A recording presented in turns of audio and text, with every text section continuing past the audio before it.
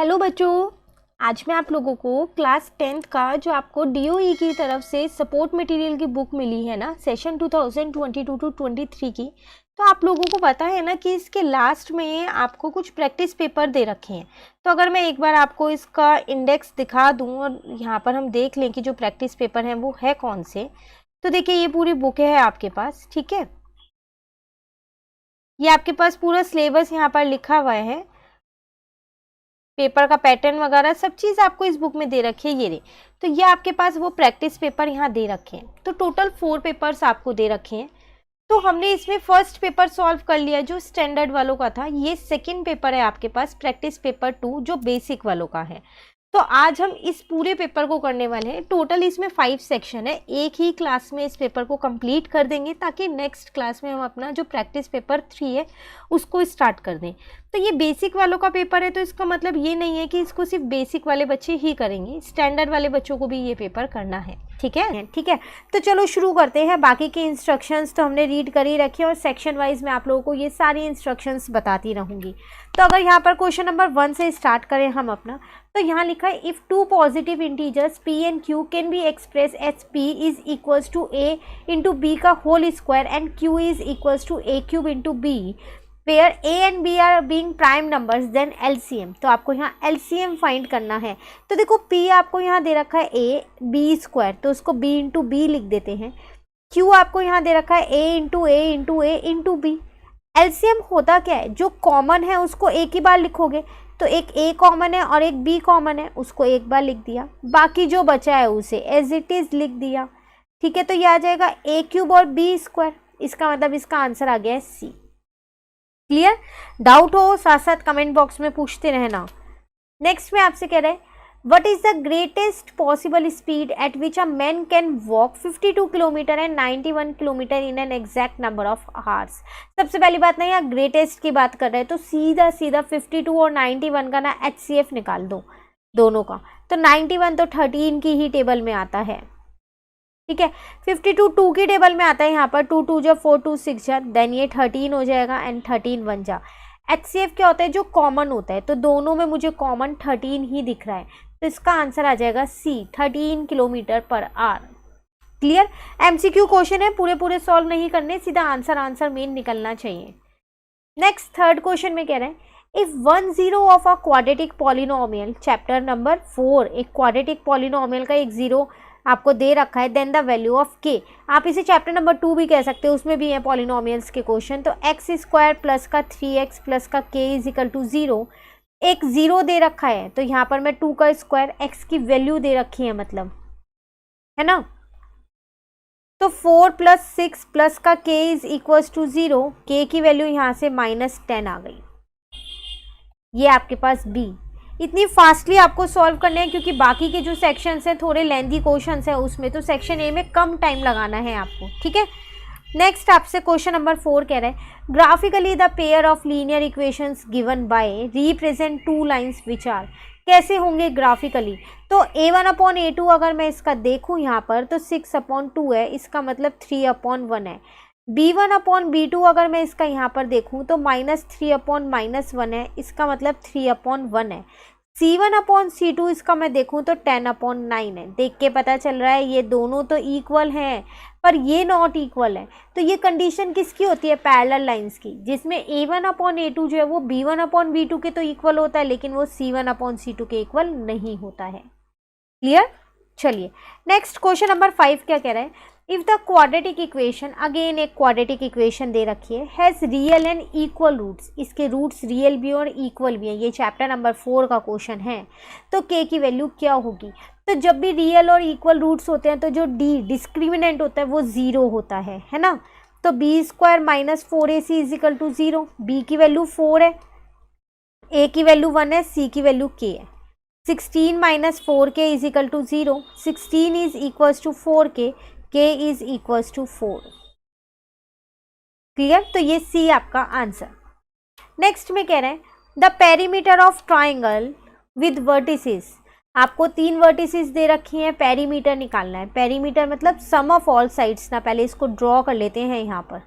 तो मैंने माना यहाँ पर 3 है और यहाँ पर मेरे पास 4 है, ठीक है, ये 0 0 वाला हो गया, तो ये आपके पास हो गया 0 और 4, ये आपके पास हो गया 3 और 0, और ये हो गया 0 और 0। तो देखो ये 3 है, ये 4 है। पाइथागोरस थ्योरम से पहले मैं ये वाली साइड फाइंड कर लेती हूँ, ठीक है, हाइपोटेन्यूज। तो वो हो जाएगा 4 का स्क्वायर प्लस 3 का स्क्वायर, तो 16 प्लस का 9 तो 25, तो ये आ जाएगा मेरे पास 5। अब पेरीमीटर का मतलब है सबको प्लस करना ना, तो 4 प्लस 3 प्लस 5, ठीक है ना, तो 4 प्लस 3 7, 7 प्लस 5 12, तो 12 यूनिट्स इसका आंसर। क्लियर? चलिए नेक्स्ट 7th क्वेश्चन पे आ गए। यहाँ आपसे क्या कह रहा है, if in triangles A B C and D E F, A B upon D E is equals to B C upon F D, then they will be similar when. देखो आपको दो ट्राइंगल्स दे रखे हैं, अगर हम इन्हें ड्रॉ कर लें यहाँ पर, तो एक मुझे ए बी सी दे रखा है, दूसरा मुझे डी ई एफ दे रखा है। कह रहा है इसमें A B upon D E है और जो बी सी है वो अपॉन में किसके, एफ डी के। ये दो ट्राइंगल सिमिलर होंगे कब, जब इनमें से कोई एक एंगल इक्वल होगा। अब अगर हम यहाँ पर देखें तो ए बी जो है उसकी कंडीशन ये हमारे को अपॉन में ये दे रखा है, और बी सी जो है ये किसके अपॉन में दे रखा है, इसके अपॉन में दे रखा है, ना कि ई एफ के अपॉन में। कंफ्यूज मत होना। तो इन दोनों साइड के बीच का एंगल है ये वाला एंगल, और इन दोनों साइड के बीच का एंगल है ये वाला angle. It means angle B is equal to angle D होगा, तभी ये दोनों ट्राइंगल हमारे क्या होंगे, यहाँ पर सिमिलर होंगे। क्लियर? चलिए नेक्स्ट आ जाते हैं क्वेश्चन नंबर 8 पे। इस क्वेश्चन में क्या कह रहा है, in what ratio the Y axis divide the line segment joining the points this and this. Chapter number 7 का क्वेश्चन, वेरी इंपॉर्टेंट चैप्टर। हमने इसके इंपॉर्टेंट क्वेश्चंस भी सारे कर रखे हैं चैप्टर के, प्लस इस चैप्टर को भी हमने एनसीईआरटी से कर रखा है, क्योंकि इसकी वेटेज ही पता है बिल्कुल अलग है, सेपरेट यूनिट है ये हमारी, तो इम्पॉर्टेंट है बहुत। देखो मैंने यहाँ दो पॉइंट्स बना लिए हैं ए और बी, ठीक है। अब वाई एक्सिस है तो इसका मतलब एक्स की वैल्यू 0 होगी वाई एक्सिस पे, तो रेशो मैंने लेट कर लिया k/1। फॉर्मूला आपको पता है, section formula m1x2 plus m2x1 upon m1 plus m2, ठीक है ना। तो x वाले से ही निकाल देते हैं यहाँ पर, तो 0 is equals to m1 into में x2, ठीक है। अब यहाँ पर आ जाएगा प्लस m2 इंटू में x1 अपॉन में m1 प्लस m2, तो ये तो दूसरी साइड जाके 0 बन गया, तो माइनस का k प्लस का 5, k की वैल्यू आ गई है 5, रेशो आ गई 5/1, क्योंकि दूसरी तो 1 थी ना, सिर्फ k की ही तो फाइंड करनी थी। क्लियर? चलिए नेक्स्ट क्वेश्चन नंबर 9 पे आ गए हम। इस क्वेश्चन में आपसे क्या कह रहा है, in the figure if P A and P B are tangent to the circle with centre O such that angle A P B is equal to 50 degree, then angle O A B, आपको ये वाला angle find करना है। ये दोनों angles आप देख रहे हो इक्वल हैं, तो इसका मतलब अगर मैं इसको x मानूंगी तो ये भी x ही होगा। तो बस अगर मुझे ये वाला एंगल मिल जाए तो आसान हो जाएगा। क्यों? क्योंकि तो फिर मैं ट्राइंगल में एंगल सम प्रॉपर्टी लगा पाऊंगी, पर इस एंगल को कैसे निकालूं। तो देखो अगर सिर्फ आप इतना पोर्शन देखो अपना PAOB इतना, तो इसमें 4 एंगल है ना, चारों एंगल का सम तो 360 होगा ना, तो ये वाला एंगल तो मेरे 90 होंगे ना दोनों। थ्योरम 10.1, टेंजेंट है ना OA और OB, सॉरी OA और OB रेडियस है ना, तो वो जब टेंजेंट पे जाती है तो परपेंडिकुलर होता है।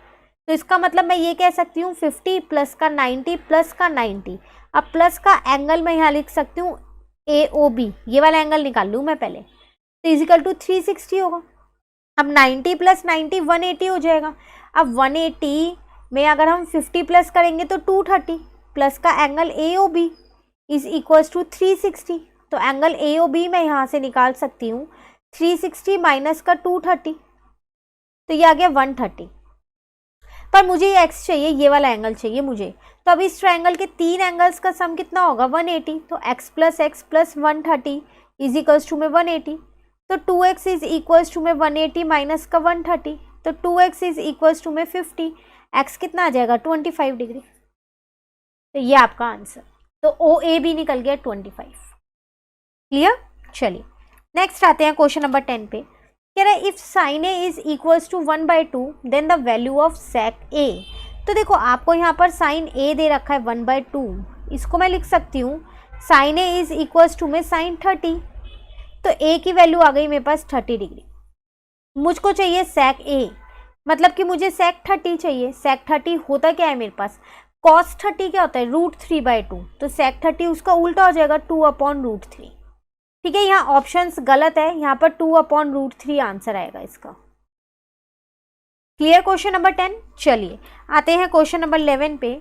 कह रहे √3 cos square A plus √3 sin square A is equal to, दोनों में से √3 कॉमन ले लो ना, ये तो बहुत आसान क्वेश्चन है। cos स्क्वायर ए प्लस का sin स्क्वायर ए, अब इनकी वैल्यू क्या होती है, 1 होती है, क्योंकि ये आइडेंटिटी है मेरे पास। आंसर आ गया मेरा √3। क्लियर। चलिए 12th क्वेश्चन पे आ गए। कह रहे the value of cos 1 degree, cos 2 degree, cos 3 degree, cos 4 degree and so on up to cos 90 degree. तो देखो आपको ये दे रखा है cos 1 degree, cos 2 degree, cos 3 degree, ऐसे चलता जा रहा है cos 90 डिग्री तक। तो cos 90 तो मेरा 0 होता है ना, अब 0 से जब मैं इन सबको मल्टीप्लाई में लगाऊंगी तो आंसर तो 0 ही आएगा ना, क्योंकि ये सारे आपस में मल्टीप्लाई के, और cos 90 की वैल्यू 0 है तो वो सबको ही 0 बना देगा। ठीक है, चलिए 13 पे आ गए। If the perimeter of circle is equal to that of square then the ratio of their area. Question में क्या कह रहा है कि जो आपका पेरीमीटर ऑफ सर्कल है वो किसके बराबर है, पेरीमीटर ऑफ स्क्वायर के बराबर है। ठीक है, तो पेरीमीटर ऑफ सर्कल होता है 2πr, पेरीमीटर ऑफ स्क्वायर होता है 4a, इसको इससे काटा 2 आ जाएगा। ठीक है, तो a को इधर ले आई और पाई को उधर ले गई, ये आ गया। मुझे एरिया का रेशियो निकालना है, इसका मतलब एरिया ऑफ सर्कल अपॉन में एरिया ऑफ स्क्वायर। तो एरिया ऑफ सर्कल होता है πr², एरिया ऑफ सर्कल ये होता है, एरिया ऑफ स्क्वायर क्या होता है a²। तो मैंने ये पाई अलग करके r/a का होल स्क्वायर कर दिया। पाई r/a की वैल्यू अभी निकाली है मैंने यहाँ पर, तो 2/पाई का होल स्क्वायर, तो ये आ जाएगा पाई इंटू में 4π²। ठीक है ना, एक पाई से एक पाई कट गया, फाइनली बचा क्या 4/में पाई। अब पाई की वैल्यू अगर इसको यहाँ कर देते हैं बाकी, तो 4/में पाई है, तो पाई की जगह 22/7, ये ऊपर जाएगा, इसको कट कर दिया। ठीक है, तो 14:11 आपका आंसर आ गया। Clear question number 13। चलिए आते हैं क्वेश्चन नंबर 14 पे। कह रहे if the radii of 2 circle are in the ratio 4:3, मतलब आपको एक r1 और एक छोटा r1 मान लेते हैं, वो 4/3 दे रखा है, then their area are in the ratio, इनका एरिया निकालना है। तो पाई r1² अपॉन में पाई r1², पाई से पाई काट दो, तो 4/3 का होल स्क्वायर, तो इट मीन्स 16/9 आपका आंसर। क्लियर है। चलिए नेक्स्ट 15 में क्या कह रहे हैं, the total surface area of solid hemisphere. सिर्फ फॉर्मूला लगाना है और कुछ भी नहीं करना। अगर आपको सॉलिड हेमिस्फीयर का फॉर्मूला पता है तो ये बहुत आसान है। फॉर्मूला होता है 3πr²। तो पाई की फॉर्म में तो पाई को मत खोलना, आर आपको 7 दे ही रखा है, तो 3π इंटू में 49 को 3 से इंटू करोगे 147 पाई सेंटीमीटर स्क्वायर आपका आंसर। जब पाई की फॉर्म में आंसर होना तो पाई की फॉर्म में ही छोड़ दो, उसको पाई को ओपन नहीं करना। ठीक है, चलिए क्वेश्चन नंबर 16 क्या कह रहा है, फॉर द फॉलोइंग डिस्ट्रीब्यूशन, आपको एक डिस्ट्रीब्यूशन दे रखी है, the upper limit of model class. तो मॉडल क्लास मतलब मोड ना, सबसे पहली बात मोड है, मॉडल क्लास ये है क्योंकि ये हाईएस्ट फ्रीक्वेंसी इसी की है। अब इसकी अपर लिमिट की बात कर रहा है, तो ये लोअर लिमिट होती है और ये क्या होती है अपर लिमिट, तो आंसर आ जाएगा 20। क्लियर। चलिए क्वेश्चन नंबर 17 पे आ गए। कह रहे if the mean of following distribution is 2.6 then the value of y। इसको सॉल्व करना पड़ेगा। तो x आपको दे रखा है यहाँ पर 1 2 3 4 5, ठीक है, और f आपको दे रखा है यहाँ पर 4 5 y 1 2। इन सबको प्लस करूँ तो 4 + 5 9 + 1 10 10 + 2 12 + y। अब fx निकाल लेते हैं, तो 4 5 2 जा 10, ये हो जाएगा 3y, 4 5 2 जा 10 हो गया। ठीक है, तो 10 + 10 हो जाएगा 20 20 और 4 24 इंटू में प्लस में 4 28 हो जाएगा, 28 प्लस का 3y। ठीक है, मीन का फॉर्मूला आपके पास क्या होता है, वो होता है समेशन fx अपॉन में समेशन f। मीन क्वेश्चन में गिवन है 2.6, समेशन fx है 28 प्लस का 3y, समेशन एफ है 12 प्लस वाई, ठीक है, इंटू करते हैं क्रॉस मल्टीप्लाई, तो 2.6 यहाँ आ जाएगा 12 प्लस वाई, यहाँ आ जाएगा 28 प्लस का 3y। अब अगर मैं आपको डायरेक्ट बता दूं ना इंटू करके, इंटू तो आप कर ही सकते हो, तो 2.6 को 12 से इंटू कर देंगे तो आएगा 31.2 plus 2.6y is equals to में 28 प्लस का 3y, ठीक है। मैंने क्या किया, इस 28 को इस साइड ले आई और माइनस कर दिया है, और इस 2.6 को उधर ले गई हूँ। 31.2 में से 28 को माइनस करूंगी तो 3.2 आएगा। अब 3 में से क्या करूंगी, 2.6 को माइनस करूंगी तो 0.4y आएगा। तो बस 3.2 अपॉन में 0.4, पॉइंट से पॉइंट कट गया। 4 की टेबल में 32 8 पे आता है, आंसर है बिल्कुल है 8। क्लियर है, ये था क्वेश्चन नंबर आपका 17। चलिए क्वेश्चन 18 पे आते हैं। कह रहे a card is selected probability at random from a well shuffled deck of 52 cards. The probability of being a red face card. देखो अगर हम रेड फेस कार्ड की बात करें ना तो वो हमारे पास दो होते हैं, एक डायमंड और एक हर्ट, इसमें मिलेंगे ना रेड वाले में। रेड वाले दो कार्ड्स होते हैं ना, डायमंड और हर्ट, दोनों में 3 फेस कार्ड हैं, 3 इसमें और 3 इसमें। तो फेवरेबल आउटकम तो 6 आ गया, टोटल आउटकम 52 है। कट कर दो, किससे, 2 की टेबल से कट हो रहा है ये, तो आंसर आ गया 3/26। क्लियर। चलिए नेक्स्ट करते हैं, क्वेश्चन नंबर 19 है आपके पास।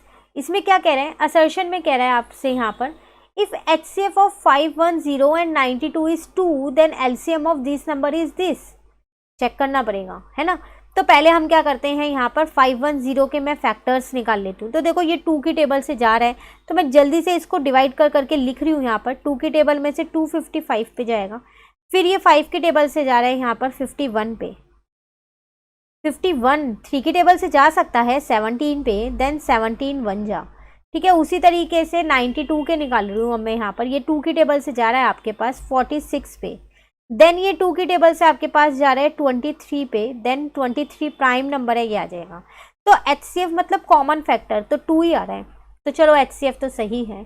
LCM तो कॉमन फैक्टर एक बार लिख दिया, बाकी जो अनकॉमन है उनको मैं यहाँ पर लिख रही हूँ। अब इन सबको मल्टीप्लाई करके देखती हूँ क्या मेरा 32460 आ रहा है। तो देखो 5 को 2 से करोगे 10 आएगा, 10 को 3 से करोगे 30 आएगा, 30 को 17 से करोगे 510 आएगा, 510 को 2 से करोगे 1020, देन इसको 23 से करोगे तो ये आएगा आपके पास। लेकिन यहाँ तो कुछ उल्टा ही दे रखा है, तो इसका मतलब ये गलत है, असर्शन ही गलत है बस। तो फिर रीजन चेक ही मत करो, सीधा डी लगा दो, असर्शन इज फॉल्स, क्योंकि और कोई ऑप्शन में असर्शन इज फॉल्स का है ही नहीं, तो रीजन चेक करने की ज़रूरत नहीं है, ठीक है। चलिए next last question 20, then section A is complete. Section B हम कर चुके हैं, चैनल पे अपलोड है उसकी वीडियो, वो भी कर लेना साथ के साथ ही, ठीक है। नेक्स्ट क्लास में सेक्शन सी की मिल जाएगी आपको। यहाँ आपसे क्या कह रहा है, the ratio in which the line segment internally divide by x axis is 1:2। एक असर्शन दे रखा है कि आपको एक रेशो दे रखी है, एक लाइन को वो रेशो बांट रही है, 1:2 में बांट रही है उस लाइन को, ठीक है। रीजन दे रखा है as formula for the internal division, इसी फॉर्मूले से बांटती है। बिल्कुल, जब भी ये रेशो वाले क्वेश्चन होते हैं हम करते क्या है, सेक्शन फॉर्मूला ही तो लगाते हैं। तो इसका असर्शन भी ठीक है और रीजन भी ठीक है, वही रीजन दे रहे हैं ना, रीजन जो है वो असर्शन की करेक्ट एक्सप्लेनेशन दे रहे हैं ना। तो बस फिर इसका आंसर हो गया A, both assertion and reason are true and reason is the correct explanation of assertion, ठीक है। तो ये हमारे 20 क्वेश्चन यहाँ पर पूरे कंप्लीट होते हैं। तो चलिए सेक्शन बी पे आ जाते हैं। तो यहाँ से शुरू है आपका सेक्शन बी, ठीक है ना, क्लियर है। तो अगर हम इसमें देखें तो आपके पास लिखा क्या है कि टोटल आपके पास कितने क्वेश्चंस होंगे, 5 क्वेश्चंस होंगे और 2 मार्क्स ईच वाले क्वेश्चंस हैं। तो क्वेश्चन नंबर 21 से स्टार्ट करते हैं हम अपना सेक्शन यहाँ पर। तो इसमें आपसे यहाँ पर क्या कह रहे हैं 21 क्वेश्चन में, फॉर व्हाट वैल्यू ऑफ के will the following pair of linear equations have infinitely many solution. ऐसी यहाँ पर के की क्या वैल्यू रखें कि जो ये 2 लीनियर इक्वेशन है इनके इनफाइनाइटली मैनी सॉल्यूशन हो जाए। देखो आप लोगों को पता है ये चैप्टर नंबर 3 का आपका क्वेश्चन है ना।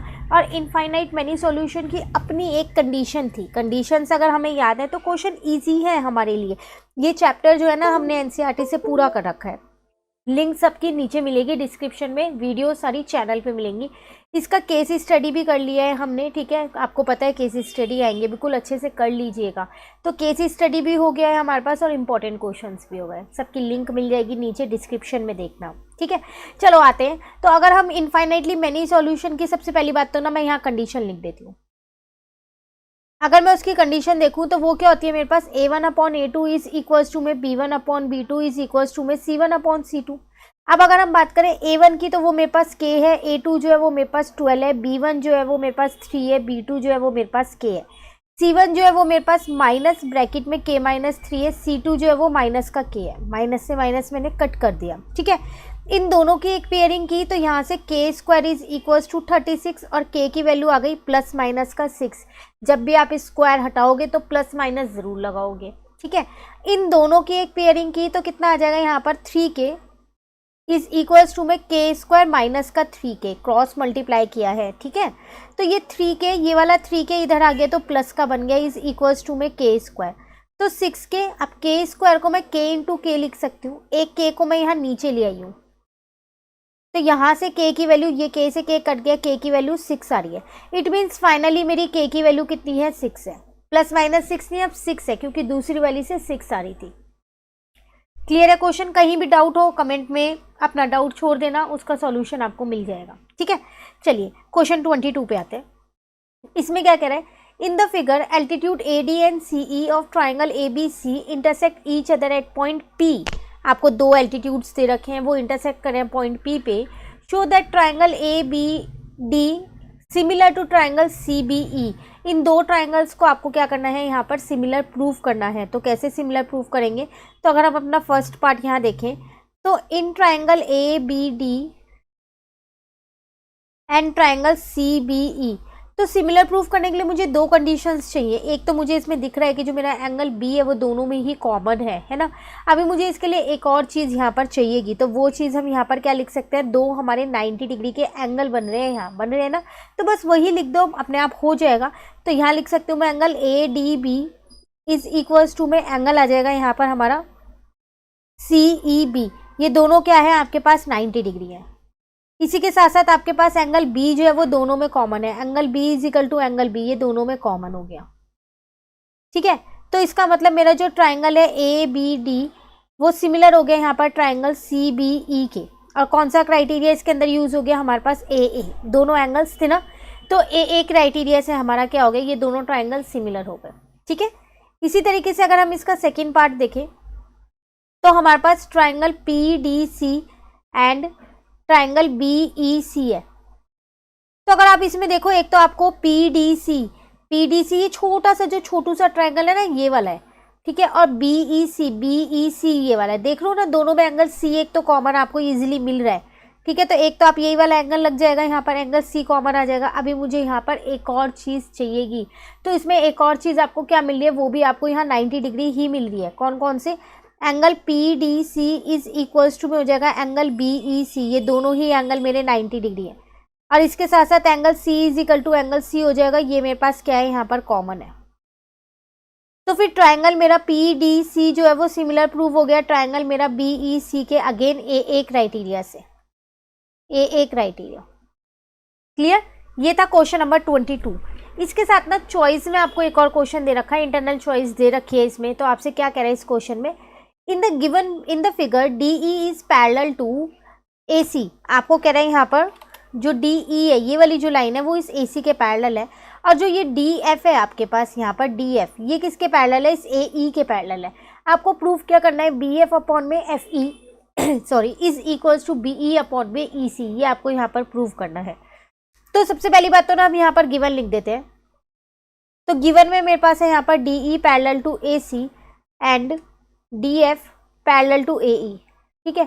प्रूव मुझे यहाँ पर क्या करना है, प्रूव मुझे करना है यहाँ पर BF अपॉन में FE इज इक्वल्स टू में BE अपॉन में EC, ये मुझे यहाँ पर प्रूव करना है, ठीक है। तो चलो अपना सॉल्यूशन यहाँ से शुरू करते हैं। देखो यहाँ पर दो लाइंस पैरेलल दे रखी हैं, तो मैं उनकी जो कॉरस्पॉन्डिंग साइड्स है उसको लिख सकती हूँ। तो अब अगर मैं बात करूँ इन ट्राइंगल ABC की, इस पूरे ट्राइंगल की मैं बात करूँ, तो मुझे क्वेश्चन में गिवन है कि जो मेरा DE है वो पैरेलल है AC के, और जब ये वाली लाइन इस वाली लाइन के पैरेलल है तो इसकी रेशोज लिख सकती हूँ। इसका मतलब जो मेरा बी ई है अपॉन में जो मेरे पास यहाँ पर आ जाएगा ई सी, वो किसके बराबर हो जाएगा, जो मेरा बी डी है वो अपॉन में हो जाएगा डी ए के बराबर। इसको मैंने अपनी इक्वेशन 1 मान ली। क्या लगाया यहाँ मैंने, बीपीटी लिखना है ज़रूर, बीपीटी हमने यूज़ किया है अकॉर्डिंग टू बीपीटी, ठीक है। उसी तरीके से अगर मैं अपने दूसरे ट्राइंगल की बात करूँ, अब यहाँ पर एक और इक्वेशन मैं यहाँ निकाल सकती हूँ in triangle A E B से। ए ई बी जो अंदर की साइड ट्राइंगल बना हुआ है ना, वो वाले ट्राइंगल में, इसमें मुझे गिवन है कि जो मेरा डी एफ है वो पैरेलल है ए ई के। अगेन मैं अपनी बीपीटी यहाँ पर लगा रही हूँ, तो इसका मतलब अब क्या हो जाएगा, मेरे पास जो मेरे पास बी एफ है वो अपॉन में किसके हो जाएगा, बी एफ जो है वो अपॉन में हो जाएगा एफ ई के, और जो मेरा बी डी है वो अपॉन में किसके हो जाएगा, डी ए के। इसको इक्वेशन 2 मान लिया। लिखना है यहाँ पर अकॉर्डिंग टू बीपीटी। इसको नहीं लिखोगे तो नंबर कट जाएंगे, एक एक चीज़ का ध्यान देना है पेपर में, ठीक है। अब यहाँ पर बस अब तो आ ही गया, फ्रॉम इक्वेशन 1 and 2 कर दो।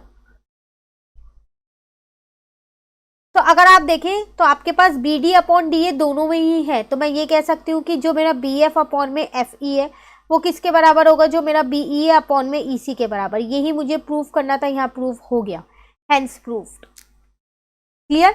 ये था कौन सा क्वेश्चन आपके पास, 22 क्वेश्चन। चलिए आते हैं 23 पे। इसमें आपसे क्या कह रहा है, इसमें आपसे कह रहा है two concentric circle are of radii 5 centimetre and 3 centimetre, find the length of the chord of larger circle which touches the smaller circle. Very important question circle वाले चैप्टर का। ऐसा आपके पास वर्कशीट्स जो आती थी ना जब पहले, तो उसमें भी था ये क्वेश्चन। सबसे पहली बात यहाँ गिवन लिखते हैं, ठीक है। अभी मैं यहाँ पर फिगर भी बनाऊंगी, चलो पहले फिगर ही ड्रॉ कर लेते हैं। यहाँ पर ये मैंने यहाँ फिगर ड्रॉ कर ली है, ठीक है। आप थोड़ी बड़ी फिगर बनाइएगा। अब यहाँ पर आपको बनाना है 2 कॉर्ड बनाने हैं। कह रहे जो लेंथ है, length of the chord of larger circle, बड़े वाले सर्कल की भी तो एक कॉर्ड होनी चाहिए, ये रही। तो ये छोटे वाले सर्कल के लिए क्या बन जाएगी, टेंजेंट बन जाएगी, ठीक है। ये मेरा सेंटर हो गया O, यहाँ पर से इसको ज्वाइन कर दिया, यहाँ से इसको ज्वाइन कर दिया, इसको O नाम दे दिया मैंने, यहाँ पर A नाम दे दिया, यहाँ P नाम दे दिया, यहाँ पर B नाम दे दिया। क्लियर है। मेजरमेंट्स में अलग से लिख दूंगी क्योंकि इसमें इतना स्पेस नहीं है लिखने का। और ये मेरा C1 है, ये मेरा C2 है, 2 सर्कल्स मैंने यहाँ बना लिए हैं।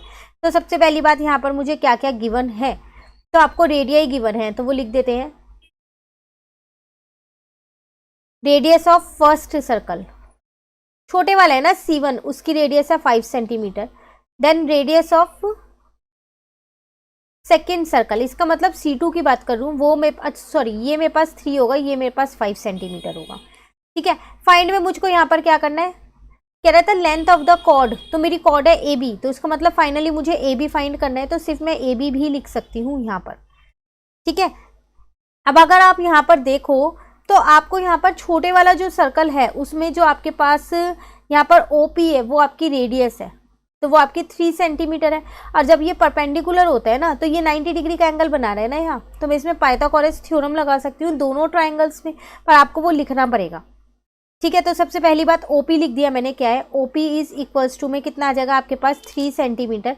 और इसी के साथ साथ अगर हम देखें OA देखें या फिर हम अपनी OB देखें तो ये आपके पास कितनी आ जाएगी 5 सेंटीमीटर। क्यों, क्योंकि बड़े वाले सर्कल की क्या है आपके पास रेडियस है। क्लियर है, कहीं भी डाउट हो पूछ लेना।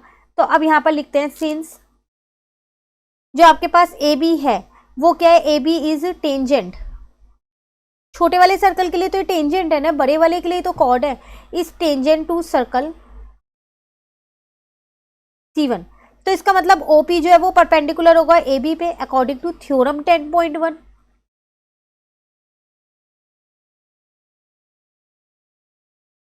ठीक है ना, तो ये 90 डिग्री का एंगल बना रहा है, तो इसका मतलब आपके पास angle OPA is equals to में एंगल OPB, तो वो हो जाएगा आप पे 90 डिग्री। अब आप बात करो अपने, जब वो 90 डिग्री हो गया तो पाइथागोरस थ्योरम लगा सकती हूँ। तो अब आ जाओ आप अपने इन ट्राइंगल OAP में। तो OP आपकी क्या है, हाइपोटेन्यूज है, वो आपको पता है, ठीक है।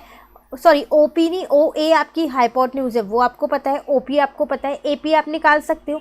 तो यहाँ लिख देते हैं OA square is equals to में AP स्क्वायर प्लस में क्या आ जाएगा यहाँ पर OP स्क्वायर।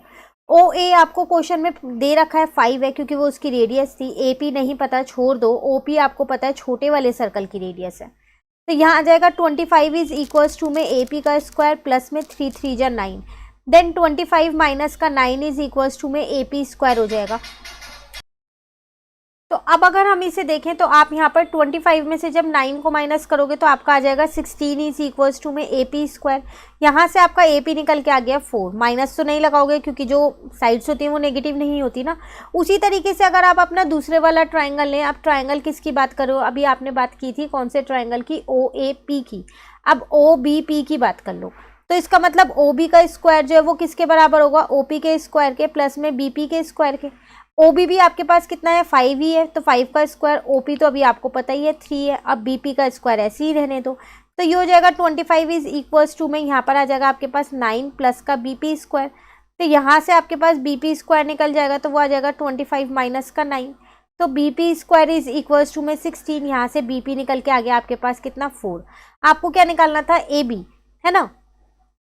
तो AB आपके पास है क्या, आप उसको ये लिख सकते हो ना, AP प्लस का BP, तो दोनों ही आपके पास 4 ही तो आए हैं, 4 + 4 तो कितना आ जाएगा, 8 सेंटीमीटर। ये थी आपके पास क्वेश्चन नंबर 23 था। ये काफ़ी इंपॉर्टेंट क्वेश्चन है ये आपके पास।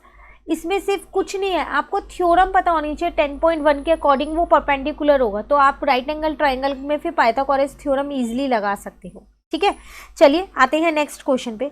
क्वेश्चन नंबर 24 में क्या कह रहा है, if cot theta is equals to 7/8 evaluate. आपको ये इवेल्युएट करना है, ट्रिग्नोमेट्री का क्वेश्चन है, काफ़ी इजी है।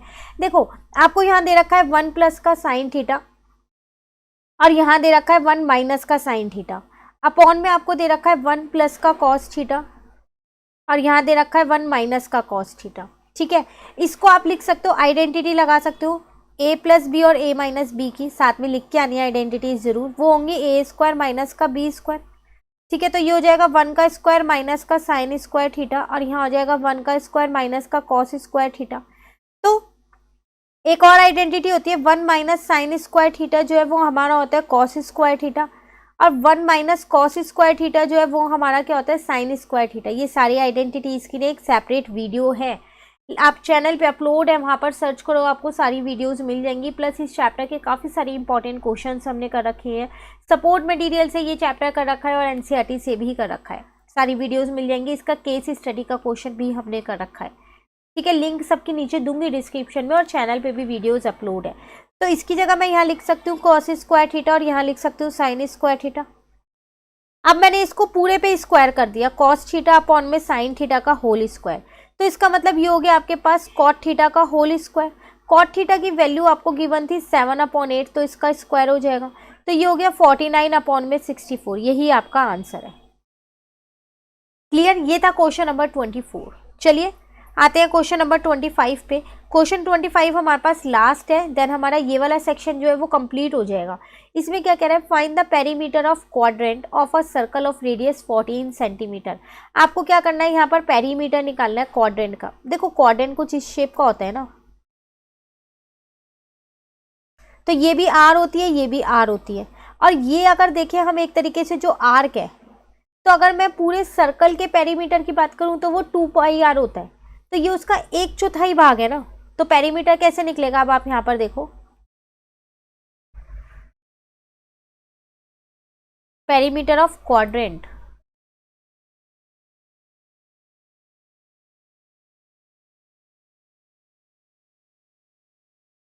तो ये जो है इसको मैं ये लिख सकती हूँ ना 2πr डिवाइडेड बाय 4, क्योंकि 1/4 है और बाकी के दोनों r ऐसी बाउंड्री तो होती है पेरीमीटर, तो r प्लस r तो करेंगे ही। ठीक है, अब यहाँ पर इसको इससे काट दिया, 2 आ गया, तो 1/2 पाई की जगह लिखेंगे 22/7 और r मुझे क्वेश्चन में 14 गिवन है, प्लस 14 प्लस 14। ठीक है, अब देखो इसको इससे काटा तो 2 आ गया, इसको इससे कट कर दिया, यहाँ पर आ जाएगा 22। अब 14 प्लस 14 कितना हो जाएगा आपके पास, 28। दोनों को आप प्लस कर सकते हो, 8 + 2 10, 2 + 2 4 और 1 5, तो 50 सेंटीमीटर आपका क्या आ गया, यहाँ पर पेरीमीटर आ गया। क्लियर है।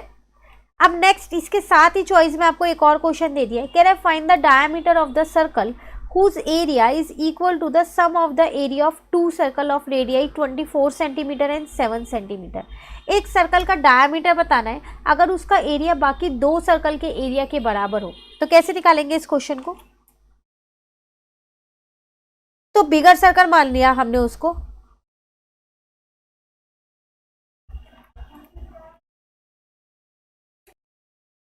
बिगर नहीं मानते क्योंकि ऐसी कोई इंफॉर्मेशन हमें नहीं दे रखी है। तो मैंने यहाँ सिर्फ ये लिख दिया area of circle is equals to में sum of area of two circles. ठीक है, अब इस वाले सर्कल का एरिया हो जाएगा पाई आर स्क्वायर, बड़ा आर मान लिया, यहाँ पर 2 है तो छोटे छोटे आर मान लिए, r1 का स्क्वायर प्लस पाई r2 का स्क्वायर। ठीक है, यहाँ से पाई को कॉमन ले लिया तो r1 का स्क्वायर प्लस r2 का स्क्वायर हो गया, और ये हो गया आपके पास पाई आर स्क्वायर, पाई से पाई कट गया। अब ये R square is equals to, देखो r1 आपको दे रखा है 24 है और एक आपके पास 7 है, दोनों की वैल्यू रख दो। R square is equals to में यहाँ आ जाएगा 576 प्लस का 49, इन दोनों को प्लस करोगे तो 625 आपका आ जाएगा। इसका मतलब आपके पास r की वैल्यू कितनी आ जाएगी यहाँ पर, वो आ जाएगी आपके पास 25 सेंटीमीटर। लेकिन आपको डायामीटर निकालना है, तो डायामीटर कैसे निकालेंगे हम, वो तो 2 मल्टीप्लाई में r, तो इसका मतलब 2 मल्टीप्लाई में 25, तो वो आ जाएगा आपके पास यहाँ पर कितना 50 सेंटीमीटर। क्लियर है? कहीं भी इन क्वेश्चंस में कहीं पर भी डाउट होना तो आप क्या करना, कमेंट करके पूछ लेना। हमारे ये वाले क्वेश्चन, जो ये वाला सेक्शन है वो यहाँ कंप्लीट हो जाता है क्वेश्चन नंबर 25 तक ही। चलिए आते हैं अपने सेक्शन सी पे। यहाँ आपसे क्या कह रहा है, section C consist of 6 questions of 3 marks each. Total 6 questions आपको मिलेंगे, इंटरनल चॉइस मिल सकती है। तो जिस क्वेश्चन में इंटरनल चॉइस होगी उसमें आपकी मर्जी होगी, कोई सा भी एक आप अटेम्प्ट कर सकते हो, लेकिन फिलहाल के लिए हम वो दोनों ही क्वेश्चन करेंगे ताकि पेपर में कोई सा भी एक आए तो आप उसे अटेम्प्ट कर पाओ। ठीक है, चलिए शुरू करते हैं हम अपना सेक्शन सी। यहाँ पर क्वेश्चन नंबर 26 क्या कह रहे हैं यहाँ पर, prove that root 5 is an irrational number. ये आपके पास कौन सा चैप्टर का क्वेश्चन है, चैप्टर नंबर 1 का क्वेश्चन है ये आपके पास, है ना। तो आपको ये प्रूव करना है कि रूट 5 एक इरेशनल नंबर है। तो क्या करते हैं, इसको उल्टा एज्यूम कर लेते हैं, मतलब हम ये एज्यूम कर लेते हैं कि जो रूट 5 है ना वो एक रैशनल नंबर है। ठीक है, तो यहाँ मैं लिख रही हूँ लेट अस, कहीं भी डाउट हो ना कमेंट करके पूछ लेना, ठीक है ना। Let us assume that root 5 is rational, ये मैंने एज्यूम कर लिया। अब जब मैंने रूट 5 को रैशनल एज्यूम किया है तो फिर तो मैं इसे p अपॉन क्यू की फॉर्म में लिख सकती हूँ। क्यों? क्योंकि रैशनल नंबर्स को तो मैं p अपॉन क्यू की फॉर्म में लिख सकती हूँ ना। तो फिर यहाँ पर लिख देते हैं hence root 5 can be written in the form p upon Q. ठीक है, या फिर आप इसको a अपॉन बी की फॉर्म में भी लिख सकते हो, कोई सी भी एक फॉर्म ले सकते हो। कई बार बच्चे इसी में कंफ्यूज हो जाते हैं, p अपॉन क्यू ले या a अपॉन बी। तो a अपॉन बी मैं यहाँ ले लेती हूँ, पर आप p अपॉन क्यू भी ले सकते हो। ठीक है, कंफ्यूज नहीं होना। पर इसको आपको लिखना पड़ेगा यहाँ पर वेयर कि आपने a और b माना क्या है। वेयर a एंड b, जिसमें हमारे पास क्या है, आर को प्राइम नंबर्स है, ये आर को प्राइम। और को प्राइम नंबर वो होते हैं जिनका HCF 1 होता है, मतलब उनका कोई और कॉमन फैक्टर नहीं होता, सिर्फ 1 होता है। ठीक है, तो फिर मैं रूट 5 को इज इक्वल्स टू में a अपॉन बी लिख सकती हूँ। अब मैंने क्या किया, यहाँ स्क्वायरिंग बोथ साइड कर दी, तो रूट 5 का 5 बन जाएगा, a का a स्क्वायर, b का b स्क्वायर। इसको मैंने अब क्या किया है, यहाँ पर b को मैं इधर ले आई, b स्क्वायर को, यहाँ आ गया a स्क्वायर। ठीक है ना, अब b स्क्वायर यहीं छोड़ दिया और 5 को नीचे ले आई। इसका मतलब जो 5 है वो डिवाइड हो रहा है a स्क्वायर से। ठीक है ना, तो वही चीज मैंने लिख दी यहाँ पर, हेंस 5 डिवाइड्स a स्क्वायर। तो जब 5 a स्क्वायर से डिवाइड हो रहा है तो 5 a से भी डिवाइड होगा, क्योंकि जब वो उसके स्क्वायर से हो रहा है तो उस नंबर से तो होगा ही ना। तो यहाँ लिख देते हैं सो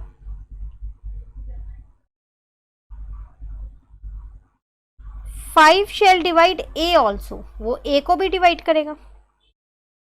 ठीक है, तो इसका मतलब इसका एक और फैक्टर आ चुका है हमारे पास, है ना।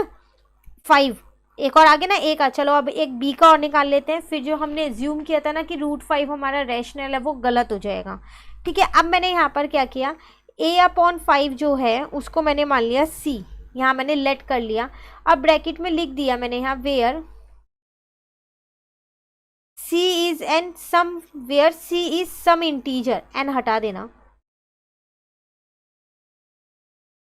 ठीक है, तो अब यहां से मेरे पास a की वैल्यू आ गई 5c। अगेन मैंने क्या किया, इसके अंदर स्क्वायरिंग बोथ साइड कर दी। ठीक है, या फिर आप ऐसा भी कर सकते हो, यहाँ पर वैल्यू को पुट कर सकते हो, वैल्यू को कैसे पुट कर सकते हो यहाँ पर, आप देखो यहाँ पर आपके पास ये वाली वैल्यू थी ना, तो ए की वैल्यू कितनी होगी आपके पास यहाँ पर, अगर मैं ए की वैल्यू देखूँ तो वो है मेरे पास 5c, तो इसी के अंदर रख दी मैंने 5b² इज इक्वल्स टू में 5c। अब मैंने क्या किया यहाँ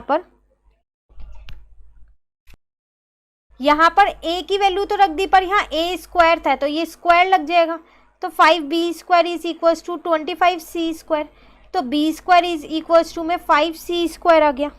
यहाँ से मैंने c² की वैल्यू निकाली तो b² अपॉन 5, फिर वही सेम चीज़, जब 5 जो है वो b² से डिवाइड हो रहा है, डिवाइड कर रहा है, तो फिर 5 शेल डिवाइड b ऑल्सो, है ना, तो वो यहाँ लिख देते हैं 5 डिवाइड्स b², तो सो 5 शेल डिवाइड्स b ऑल्सो। ठीक है, तो अगर हम इससे देखें, इसको सेकेंड इक्वेशन मान लो और जो आपने a वाला निकाला था इसको फर्स्ट इक्वेशन मान लो। इन दोनों इक्वेशन से अगर हम देखें यहाँ पर तो by 1 and 2 5 divides both a and b, पर a और b के तो कोई और फैक्टर थे नहीं ना, वो तो को प्राइम नंबर थे, पर यहाँ तो 5 भी उनका फैक्टर आ गया, तो मेरी कॉन्ट्राडिक्शन जो मैंने एज्यूम किया था वो तो गलत हो गया। तो hence 5 is a factor of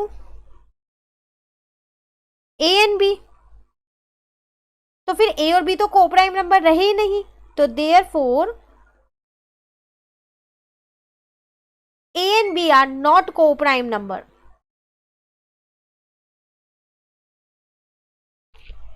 है ना। और जब ये को प्राइम नंबर नहीं है तो हमारी कॉन्ट्रडिक्शन, हमारी अजम्पशन गलत है, it means our assumption is wrong, जो हमने एज्यूम किया था वो गलत था। √5 इज एन इरेशनल नंबर, बहुत इंपॉर्टेंट क्वेश्चन है, आपके पास √5, √2, √3 ऐसे नंबर्स आ जाते हैं, तो आपको ऐसे ही एज इट इज लिखना है, सिर्फ 5 की जगह पर 2 आए तो 2 कर देना, 3 आए तो 3 कर देना। ठीक है, चलिए नेक्स्ट क्वेश्चन नंबर 27 पे आ गए। Find the zeros of quadratic polynomial, इसके जीरोज निकालने हैं, and verify the relationship between the zeros and coefficient. पहले जीरोज निकालने हैं और उसके बाद इनका रिलेशनशिप भी वेरीफाई करना है। कौन से चैप्टर का ये आपके पास, ये आपके पास है चैप्टर नंबर 2 का। तो अगर मैं यहाँ पर देखूँ, पहले इसको थोड़ा सा चेंज कर लो, 6x² माइनस का 7x माइनस का 3 इजिकल टू 0 कर दो। ये 7x वाली टर्म लास्ट में थी, उसे मैंने मिडल में कर दी, पर साइन के साथ लेके गई। ठीक है, अब मैंने क्या किया, 7x को माइनस के 7x को 2 पार्ट में स्प्लिट कर लिया, इस तरीके से प्लस माइनस करके, तो माइनस का ही 7x है, मल्टीप्लाई करके इन दोनों का मल्टीप्लिकेशन है। तो मैंने एक प्लस का 2x और एक माइनस का 9x ले लिया, क्योंकि 9 2 जा 18 भी होता है, 9 में से 2 जाएगा तो 7 भी आ जाएगा। इनकी पेयरिंग कर दी मैंने, यहाँ से मैंने 3x कॉमन लिया तो 2x प्लस का 1 बचा, यहाँ से 3 कॉमन लिया। ठीक है, तो अच्छा यहाँ से अगर मैं यहाँ देखो 3x बाहर ले रही हूँ तो मेरा सेम नहीं बनेगा ब्रैकेट में, तो ऐसा करो फिर यहाँ से 3 कॉमन ना लेके आप कुछ और कॉमन ले लो। तो क्या कॉमन ले सकते हो, यहाँ पर आप 2 कॉमन ले लो, तो 3x प्लस 1, सेम ऐसी अब यहाँ पर भी 3x प्लस 1 बच गया। ठीक है, तो 2x माइनस 3 और यहाँ पर आ जाएगा 3x plus 1 is equal to 0। x की वैल्यू यहाँ से आपके पास आ जाएगी कितनी, 3/2, और x की वैल्यू यहाँ से आ जाएगी -1/3। तो जीरोज तो चलो आपके यहाँ पर निकल गए, जीरोज आर 3/2 एंड -1/3। अब आपको रिलेशनशिप वेरीफाई करना है, तो वो कैसे करते हैं, देखो सम ऑफ जीरोज जो है वो आपके पास होता है -b/a। ठीक है, और प्रोडक्ट ऑफ जीरोज जो है वो आपके पास होता है c/a। देखा जाए अगर इसमें तो a की वैल्यू मेरे पास यहाँ 6 है, b की वैल्यू -7 है और c की वैल्यू -3 है। ठीक है, सम ऑफ जीरोज तो 3/2 प्लस ब्रैकेट में -1/3, अब -b -7/6, तो ये हो जाएगा 3/2 -1/3, यहाँ आ जाएगा 7/6। बेस सेम करूँ, एलसीएम लूँगी तो यहाँ पर 3 3 जा 9, यहाँ पर 3 को 6 से करेंगे 2 तो -2, आ रहा है ना दोनों ही केस में 7/6 तो इक्वल है। तो इसका मतलब जो जीरोज आपने निकाले हैं वो सही निकाले हैं। चलो प्रोडक्ट में भी देख लेते हैं। तो 3/2 मल्टीप्लाई -1/3 और सी की वैल्यू -3 है, ए की वैल्यू 6 है। ये कट हो के -1/2 आ गया यहाँ पर, ये इससे कट हो गया, यहाँ भी -1/2 इक्वल है। तो हैंस प्रूव्ड, आपका रिलेशनशिप जो है वो वेरीफाइड हो चुका है। क्लियर है? ये था क्वेश्चन 27। कहीं पर भी आपको डाउट हो तो कमेंट करके पूछ लेना, ठीक है। नेक्स्ट क्वेश्चन नंबर 28 है आपके पास। यहाँ आपसे क्या कह रहा है, इस क्वेश्चन में आपसे कह रहा है a shopkeeper gives books on rent for reading, she takes a fix charge for the first 2 days and an additional charge for each day thereafter. Litika paid ₹22 for the book kept for 6 days, while Anand paid ₹16 for the book kept for 4 days. Find the fixed charges and the charges for each extra day. देखो यहाँ आपसे क्या कह रहा है, एक shopkeeper है, वो ना बुक्स को रेंट पे देता है पढ़ने के लिए। तो 2 बच्चे हैं यहाँ, एक आनंद और एक लितिका, ठीक है। उस शॉपकीपर ने पता है क्या कर रखा है, अगर आप स्टार्टिंग के 2 दिन लोगे ना तो आपका फिक्स चार्ज लगेगा, लेकिन अगर आप 2 दिन के बाद लेते हैं, बुक्स अपने पास रखते हैं, तो उसके एक्स्ट्रा चार्जेस आपको पे करने पड़ेंगे, ठीक है। अब लितिका ने क्या किया, इसने वो बुक 6 दिन रखी, तो 2 दिन का तो इसका फिक्स चार्ज रख जाएगा, बाकी के 4 दिन के इसे एडिशनल चार्ज देने पड़ेंगे, ठीक है। और आनंद ने क्या किया, वो बुक 4 दिन रखी है, तो 2 दिन का तो इसका फिक्स चार्ज लगेगा और 2 दिन के इसको एडिशनल चार्ज देने पड़ेंगे, ठीक है। अब वही फिक्स चार्ज और एडिशनल चार्ज आपको बताना है, तो लेट कर लेते हैं यहाँ पर। तो मैंने यहाँ लेट कर लिया, let x is equals to fix charge for the first 2 days, ठीक है, and y is equals to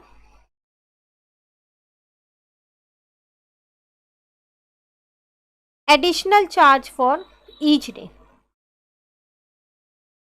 ठीक है ना।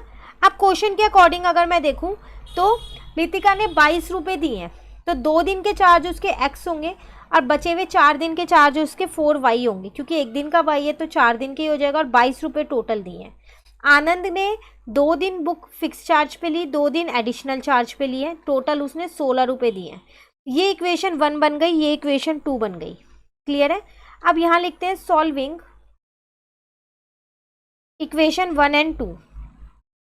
तो x प्लस का 4y is equals to 22 and x plus का 2y is equals to 16। Sign change, कट हो गया, यहाँ बचा 2y, यहाँ बचा 4, 22, अच्छा यहाँ बचा 6, सॉरी। तो y आपके पास कितना आ गया, 3। y क्या माना था, एडिशनल चार्ज, निकल गया, हर दिन का 3 रुपये लगेगा। फिक्स चार्ज भी निकालना है, किसी भी एक इक्वेशन में रख दो, मैं इसको इक्वेशन 1 में लिख रही हूँ, पुट इन इक्वेशन 1। तो इक्वेशन 1 मेरे पास यहाँ पर है, x प्लस का 4y इज इक्वल्स टू 22। तो x कितना है मेरे पास नहीं पता, y मुझे 3 पता है, इज इक्वल्स टू 22। तो x plus 12 is equal to 22, तो x की वैल्यू आ जाएगी 22 माइनस 12, तो x की वैल्यू आ गई 10। इट मीन्स फिक्स चार्ज मेरे पास यहाँ पर कितने आ गए, फिक्स चार्जेस हैं 10 रुपये 2 दिन के, और एडिशनल चार्ज मेरे पास कितने आ गए, पर डे के 3 रुपये लगेंगे, ₹3। क्लियर है? ये था क्वेश्चन नंबर 28 आपके पास। चलिए अब हम अपना नेक्स्ट क्वेश्चन देखते हैं। तो इसके साथ ना चॉइस में एक और क्वेश्चन मुझे दे रखा है। यहाँ आपसे क्या कह रहा है, places A and B are 100 kilometre apart on a highway. One car starts from A and another from B at the same time. If the car travel in same direction at different speed, they meet in 5 hours. If they travel towards each other, they meet in 1 hour. What are the speed of 2 car? Again chapter number 3 का ही question है, पहले वाला भी 3 का था, choice में भी उसी चैप्टर का मिला है। यहाँ आपको कह रहा है 2 प्लेसेस हैं आपके पास A और B जो 100 किलोमीटर की दूरी पे हैं, ठीक है। इसका मतलब ये तो आपको क्या दे रखा है, यहाँ पर डिस्टेंस दे रखा है। कह रहा है एक कार है जो A पॉइंट से स्टार्ट हो रही है, दूसरी कार है जो B पॉइंट से स्टार्ट हो रही है। अगर वो सेम डायरेक्शन में चलते हैं पर स्पीड अलग अलग है तो वो 5 घंटे के बाद मिलेंगे, लेकिन उनकी अगर डायरेक्शन भी अलग है, डिफरेंट डायरेक्शन में या अपोजिट डायरेक्शन में चलेंगे तो वो 1 घंटे के बाद मिलेंगे। अब मुझे उन दोनों कार की ना आप स्पीड बता दो कितनी है। तो जो चीज़ निकालनी है वो तो लेट ही करना है ना, लेट कर लो फिर यहाँ let the speed of first car, दो कार है ना यहाँ, is equals to x kilometre per hour, ठीक है, and the speed of second car, first car A है और सेकेंड कार B है, ठीक है, y kilometre per our. Clear? जब कार जो है वो सेम डायरेक्शन में चलती है तो उनकी स्पीड क्या होगी? तो स्पीड अगर हम रिलेटिव स्पीड देखें तो कैसे निकालेंगे, अगर वो सेम डायरेक्शन में जा रहे हैं हमारे पास तो यहां लिख देते हैं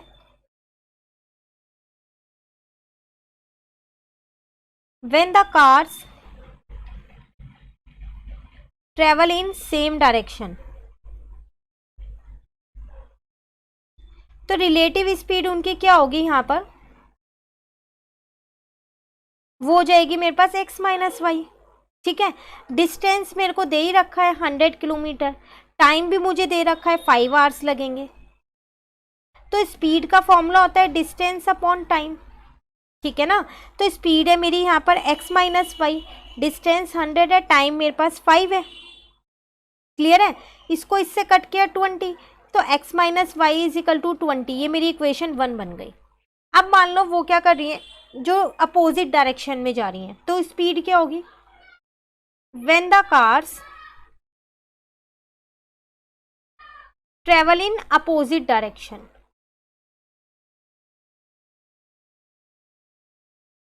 तो रिलेटिव स्पीड क्या होगी,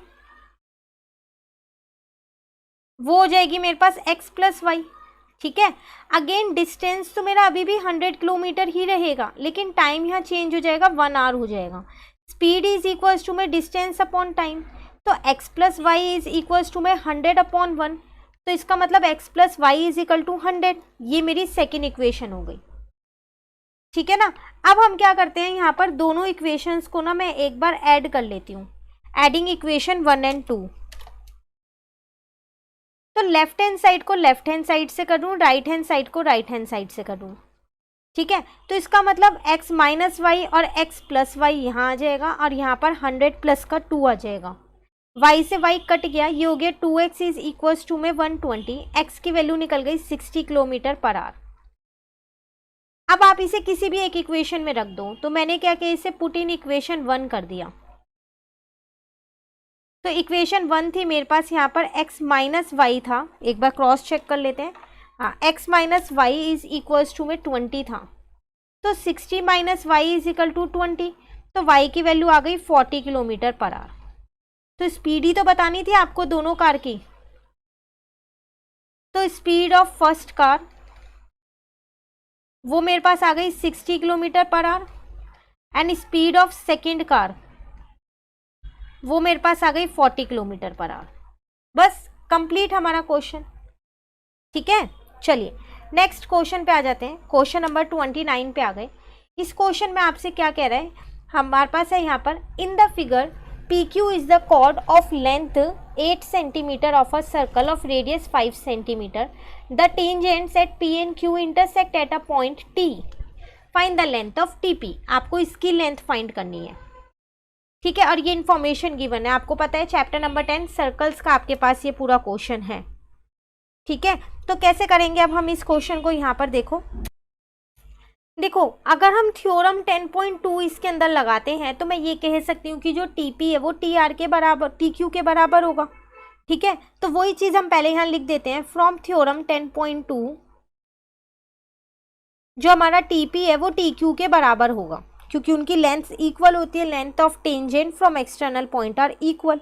अब अगर मैं देखूँ इस पूरे ट्रायंगल में, किस ट्रायंगल में, TPQ में, तो ये दो साइड्स तो इक्वल है, तो फिर मैं कह सकती हूँ कि ये मेरा आइसोसेलेस ट्रायंगल है ना। तो in triangle TPQ TP is equals to TQ, अभी हमने ऊपर प्रूफ किया है, ठीक है, यहाँ लिख दो प्रूव अबव, ठीक है ना। तो so triangle TPQ is an isosceles triangle, clear है। और एक और चीज, जो आपके पास ये OT है, फिर क्या होगा, ये हेयर OT जो है ना, ये हमने क्या किया है, यहाँ पर बाइसेक्टर बनाया है। किसका बाइसेक्टर है ये, PTQ का, इस पूरे का बाइसेक्टर है ये, ठीक है ना। तो here OT is bisector of angle P T Q. So O T जो है वो परपेंडिकुलर है पी क्यू पे, ठीक है। पर इसका एक रीजन है, वो क्या, एंगल बाइसेक्टर और जो एल्टीट्यूड होते हैं ना हमारे पास, वो हमेशा क्या होते हैं, हमारे सेम होते हैं। तो वही चीज हम रीजन में लिख देते हैं। एंगल बाइसेक्टर जो है हमारे पास यहाँ पर, angle bisector and altitude of isosceles triangle are same, ठीक है। अब आप देखो यहाँ पर, अगर आपके पास OT जो है वो परपेंडिकुलर हो गया है PQ पर, तो फिर मैं ये कह सकती हूँ कि जो मेरा PR है वो मेरा RQ के बराबर होगा। तो ये दोनों मेरे 4 सेंटीमीटर निकल गए ना। अब मैं बात करती हूँ अपने इन राइट ट्राइंगल। अब मेरे पास ये राइट ट्राइंगल बन गया है ORP, इस वाले ट्राइंगल की। तो जब मेरे पास PR 4 है और PO 5 है, तो मैं ये RO निकाल सकती हूँ पाइथागोरस थ्योरम से। तो इसका मतलब ये कह सकती हूँ मैं यहाँ पर OP का स्क्वायर जो है वो PR के स्क्वायर के प्लस RO के स्क्वायर के बराबर है। अब OP आपको पता है 5, तो 5 का स्क्वायर, PR आपको पता है 4, तो 4 का स्क्वायर, RO नहीं पता, छोड़ दो। तो ये आ जाएगा 25 इजिकल टू 16 प्लस में RO का स्क्वायर। तो RO का स्क्वायर यहाँ से कितना आ गया, 25 माइनस 16 इज इक्वल्स टू 9। तो RO आपके पास कितना आ जाएगा यहाँ से, 3 सेंटीमीटर। तो आपने क्या किया, यहाँ से अपना RO निकाल लिया 3 सेंटीमीटर, ठीक है। अब आप यहाँ पर क्या करो, अब आप अपना जो ये TP है ना, इसको x मान लो, क्योंकि आपको फाइनली यही फाइंड करना है, यहाँ पर करना है ना। तो लेट कर लो अब यहाँ पर अपना, कि जो लेट आपका TP है वो x हो गया। अब अगर आप अपने PRT इस वाले ट्राइंगल में देखो, तो ये भी राइट एंगल ट्राइंगल है।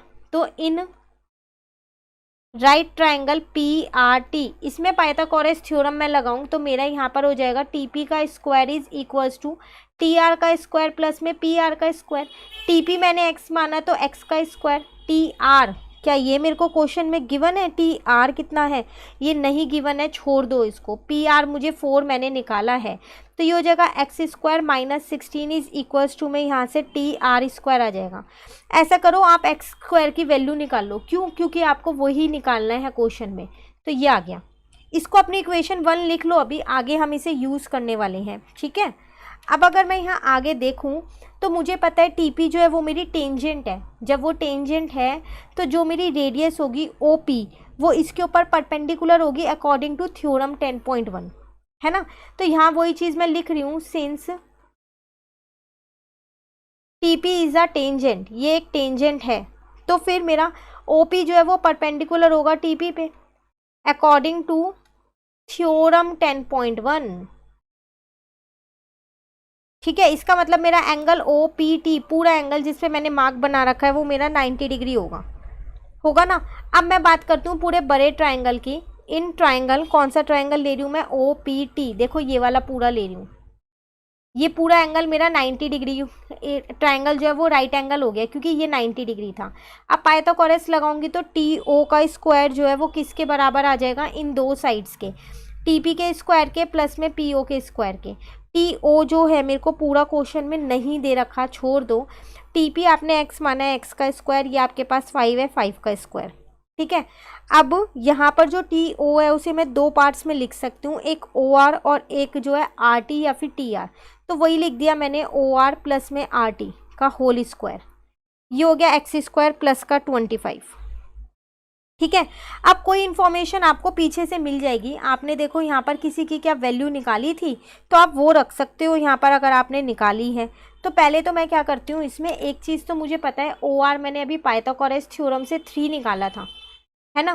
तो 3 प्लस RT का whole square is equals to में एक्स स्क्वायर प्लस का 25। इसमें मैं अपनी आइडेंटिटी लगा रही हूँ, a प्लस बी का होल स्क्वायर, तो वो हो जाएगा a स्क्वायर प्लस का b स्क्वायर प्लस का 2ab। तो 2 इंटू में 3 इंटू में RT इजिकल टू में एक्स स्क्वायर प्लस का 25, ठीक है। तो ये बन जाएगा 9 प्लस में RT का स्क्वायर प्लस में 6RT इज इक्वल्स टू में एक्स स्क्वायर प्लस का 25। एक्स स्क्वायर की वैल्यू मैंने पीछे निकाल रखी है, TR या RT का स्क्वायर, बात तो एक ही है, प्लस का 16, तो उसको रख दूं। तो यहाँ मैंने रख दी, क्या रखा, उसकी वैल्यू मैंने 16 प्लस का RT स्क्वायर प्लस का 25 ऐसी है, ठीक है। अब आप ध्यान से देखो, आपके पास 16 और 25 दोनों प्लस के हैं, तो इन दोनों को मैं इधर ले आई, माइनस के हो जाएंगे, -16 माइनस का ये हो गया, ठीक है। और यहाँ पर आपके पास एक RT स्क्वायर बचा, -RT स्क्वायर और प्लस का 6RT कर दिया है मैंने यहाँ, क्लियर है ना। ये तो आपस में कट हो गए। अब जब आप इन सबको सॉल्व करोगे तो कितना आ जाएगा आपके पास यहाँ पर, देखो, ठीक है। ये 6RT आपके पास यहाँ माइनस का आएगा क्योंकि ये दूसरी साइड प्लस का था। अब जब आप इन सबको सॉल्व करोगे तो आपका आंसर कितना आ जाएगा, यहाँ पर माइनस का 32 आएगा और यहाँ माइनस का 6RT है। माइनस से माइनस कट गया और आपका RT निकल के आ गया है 32 डिवाइडेड बाय 6, जिसको आप 16/3 लिख सकते हो। फिलहाल ये मेरी RT की वैल्यू निकली है, पर मुझे ये इस x की वैल्यू निकालनी है। अब तो आप इसे इक्वेशन में रख दो ना, आपको एक इक्वेशन पता थी ना, वो इक्वेशन क्या थी, इक्वेशन 1 जिसे हमने माना था वो था x square is equals to में 16 प्लस का RT स्क्वायर। तो 16 प्लस RT स्क्वायर मतलब क्या हो जाएगा, 16/3 का होल स्क्वायर। तो 16 प्लस 16 का स्क्वायर होता है 256 और 3 का स्क्वायर 9। इसके नीचे के मैंने यहाँ पर बेस सेम कर लिए, तो 144 प्लस का 256 हो गया, ठीक है ना। तो ये कितना आ गया, 400/9, लेकिन ये x स्क्वायर आया, मुझे x चाहिए, तो x कितना आ जाएगा, 20/3। तो TP को माना था ना, तो आ गया TP is equal to x is equal to 20/3 centimetre. तो ये था आपके पास क्वेश्चन 29, क्लियर है। तो यहाँ पर सिर्फ हमने पाइथागोरस थ्योरम ज़्यादा लगाई है और हमारी जो 10.2 और 10.1 वाली थ्योरम थी वो लगाई है। कहीं पर भी दिक्कत हो ना, आप कमेंट करके पूछ लेना, ये बहुत इंपॉर्टेंट क्वेश्चन है आपका, ठीक है। चलिए क्वेश्चन नंबर 30 पे आते हैं जल्दी से। क्वेश्चन नंबर 30 में आपसे यहाँ पर क्या कह रहे हैं, प्रूफ दैट, ट्रिग्नोमेट्री का क्वेश्चन आ गया। tan थीटा अपॉन में 1 minus cot theta plus cot theta upon में 1 minus tan theta is equal to 1 plus sec theta and cosec theta. तो चलो पहले लेफ्ट हैंड साइड लेते हैं अपनी, दोनों साइड को थोड़ा थोड़ा सॉल्व करेंगे तभी निकलेगा।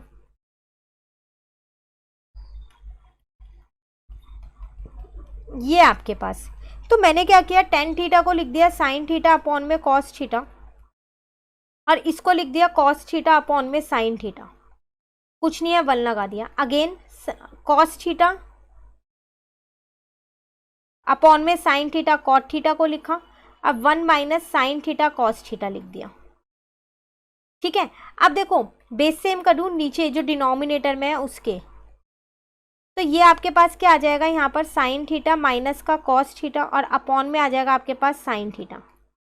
ऐसे यहाँ पर cos थीटा अपॉन में sin थीटा और नीचे के बेस सेम करूँगी तो आ जाएगा cos थीटा माइनस का sin थीटा और अपॉन में आ जाएगा cos थीटा, ठीक है। अब इनको ऊपर ले जाऊंगी तो रेसिप्रोकल हो जाएंगे, sin थीटा अपॉन में cos थीटा इंटू में sin थीटा अपॉन में क्या आ जाएगा आपके पास sin थीटा माइनस का cos theta plus cos theta upon में sin थीटा इंटू में क्या आ जाएगा आप पे cos थीटा अपॉन में cos थीटा माइनस का sin थीटा, ठीक है। ये बन जाएगा आपके पास साइन स्क्वायर थीटा अपॉन में cos थीटा, यहीं रहने दो, यहाँ आ जाएगा sin थीटा माइनस का cos थीटा, ये हो जाएगा cos square theta, sin theta बाहर ही रहने दो, यहाँ आ जाएगा cos थीटा माइनस का sin थीटा।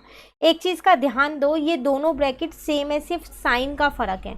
तो ऐसा करो, उसमें से माइनस के साइन को पहले कॉमन ले लो, तो ये हो जाएगा आप पे साइन स्क्वायर थीटा अपॉन में cos थीटा, ब्रैकेट में हो जाएगा आपके पास sin थीटा माइनस का cos थीटा, माइनस ये हो जाएगा cos स्क्वायर थीटा अपॉन में यहाँ आ जाएगा आप पे sin थीटा, ब्रैकेट में आ जाएगा sin थीटा माइनस का cos थीटा, ठीक है। अब आप इनका एलसीएम ले लो, तो एलसीएम में आएगा cos थीटा इंटू में sin थीटा और ब्रैकेट में आएगा आप पे sin थीटा माइनस का cos थीटा, ठीक है। अब देखो ये तो है ही, cos थीटा है तो sin थीटा से इंटू करोगे ना अब आप, तो आपके पास क्या बन जाएगा, यहाँ पर क्यूब बन जाएगा। अब तो sin क्यूब थीटा माइनस का ऐसे यहाँ cos क्यूब थीटा। अब इसमें a cube minus b cube की आइडेंटिटी न्यूमरेटर में लगा दो, डिनोमिनेटर को फिलहाल ऐसे ही रहने देना, ठीक है। यहाँ करते हैं हम, तो a cube minus b cube क्या होता है आपके पास, वो अगर हम देखें वो होता है a माइनस बी मतलब sin थीटा माइनस का cos थीटा, ब्रैकेट में आपके पास होता है a स्क्वायर मतलब sin स्क्वायर थीटा प्लस का बी स्क्वायर मतलब कॉस स्क्वायर थीटा, और प्लस का ए बी मतलब कि साइन थीटा और कॉस थीटा। ये आइडेंटिटी है, ये आपको लिख के आनी है। और नीचे आपके पास क्या था, यहाँ पर कॉस थीटा इंटू में साइन थीटा था, ठीक है। और एक और चीज़ थी, वो क्या थी आपके पास, वो था साइन थीटा माइनस का कॉस थीटा था। क्लियर, ये तो आप कट हो गए। और इन दोनों का सम क्या होता है, 1 होता है हमेशा, तो ये हो जाएगा 1 प्लस का साइन थीटा कॉस थीटा, और अपॉन में ये हो जाएगा आपके पास कॉस थीटा इंटू में साइन थीटा। दोनों को अलग अलग लिख लो, तो 1 अपॉन में कॉस थीटा साइन थीटा एक जगह लिख लिया, plus sign theta cos theta upon में कॉस थीटा साइन थीटा एक जगह लिख लिया। ये कट हो के तो 1 ही बन गया, ठीक है। और यहाँ पर अब ये 1 अपॉन में कॉस थीटा इंटू में 1 अपॉन में साइन थीटा, इसको भी मैंने अलग कर दिया। तो 1 अपॉन में cos theta sec theta, 1 upon में साइन थीटा कॉसेक थीटा, और प्लस का 1। राइट हैंड साइड देखूँ सॉल्व करने की ज़रूरत है क्या, नहीं, हो गया, प्रूव हो गया ना। ये राइट हैंड साइड थी ना, तो is equals to RHS, hence proof. ये था टिग्नोमेट्री का क्वेश्चन। हमने टिग्नोमेट्री के बहुत सारे इंपॉर्टेंट क्वेश्चंस कर रखे हैं, वहाँ से और क्वेश्चंस भी कर लेना, क्योंकि ऐसे ही प्रूफ वाले क्वेश्चन आपके पास एग्जाम में आने वाले हैं, ठीक है। चलिए, इसी के साथ शायद चॉइस में एक और क्वेश्चन है हमारे पास, अगेन टिग्नोमेट्री का ही है। चलो देखते हैं ये वाला क्वेश्चन भी क्या कह रहा है इसमें। Sine theta plus cos theta is equal to √3, prove that tan theta plus cot theta is equal to 1। तो अगर मैं अपनी यहाँ पहले लेफ्ट हैंड साइड लूँ, तो मुझे दे रखा है यहाँ पर साइन थीटा प्लस का cos theta is equal to √3। देखो, जब भी ऐसे रूट में हो ना, सबसे पहले ना स्क्वायरिंग बोथ साइड करके रूट हटा दिया करो।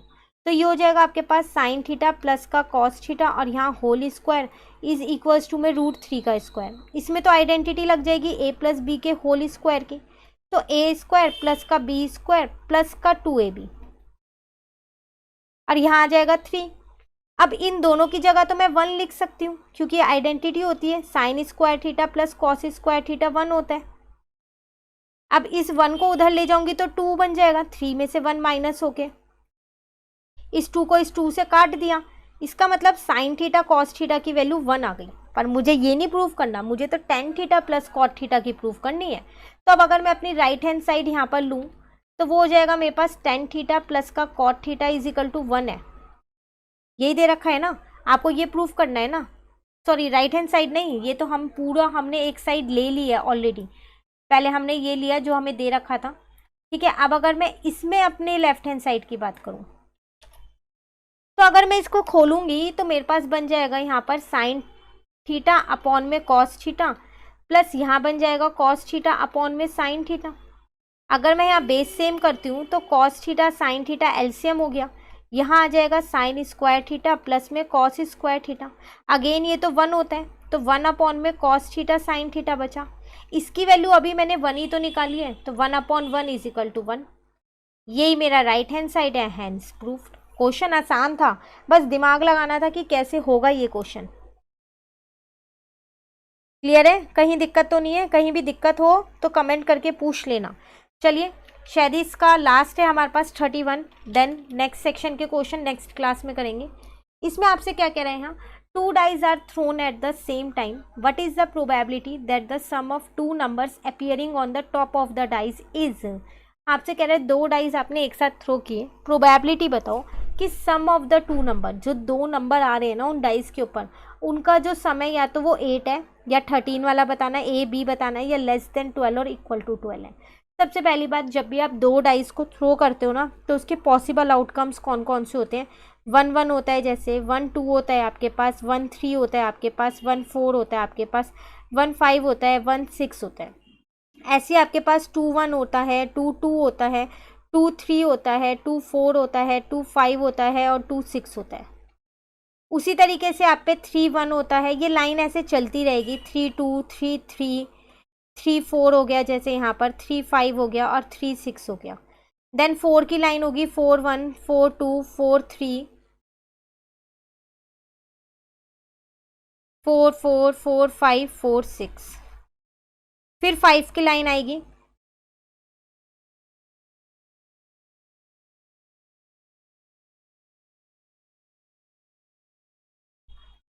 ठीक है। ऐसे आप पे 6 की लाइन आएगी, 6 1 6 2 6 3 6 4 6 5 6 6। ठीक है, ये पॉसिबल आउटकम्स हैं।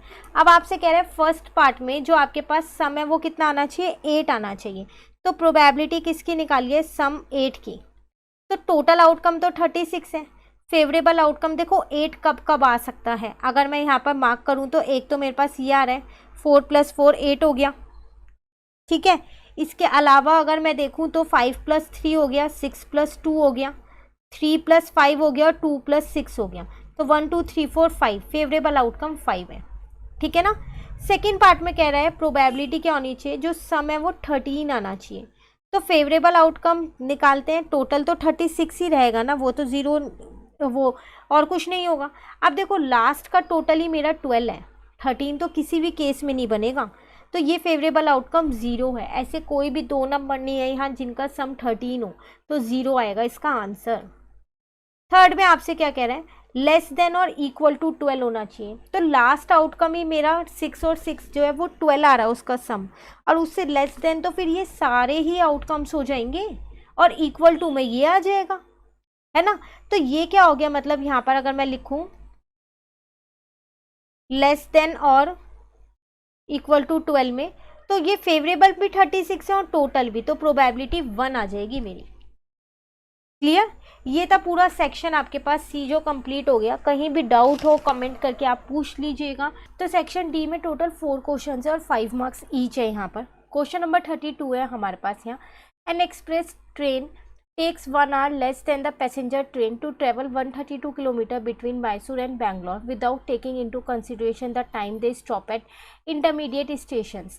If the average speed of express train is 11 km per hour more than that of the passenger train, then find the average speed of two trains. देखो यहाँ दो ट्रेन है, एक एक्सप्रेस ट्रेन है एक passenger train है, दोनों का टाइम दे रखा है।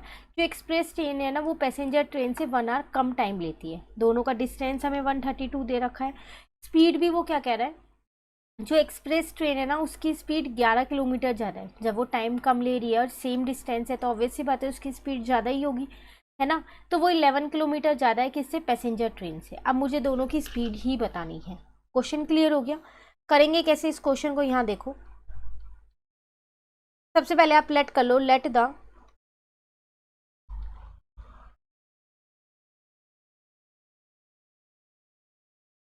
स्पीड ऑफ पैसेंजर ट्रेन, वो मैंने x किलोमीटर पर आवर मान ली। तो एक्सप्रेस ट्रेन की इसकी 11 किलोमीटर ज़्यादा थी ना, तो the speed of express train वो कितनी हो जाएगी हमारे पास, x + 11 किलोमीटर पर आवर, ठीक है। डिस्टेंस मुझे क्वेश्चन में गिवन है 132, वो दोनों के लिए है। अब टाइम में अगर हम देखें तो टाइम ऑफ पैसेंजर ट्रेन,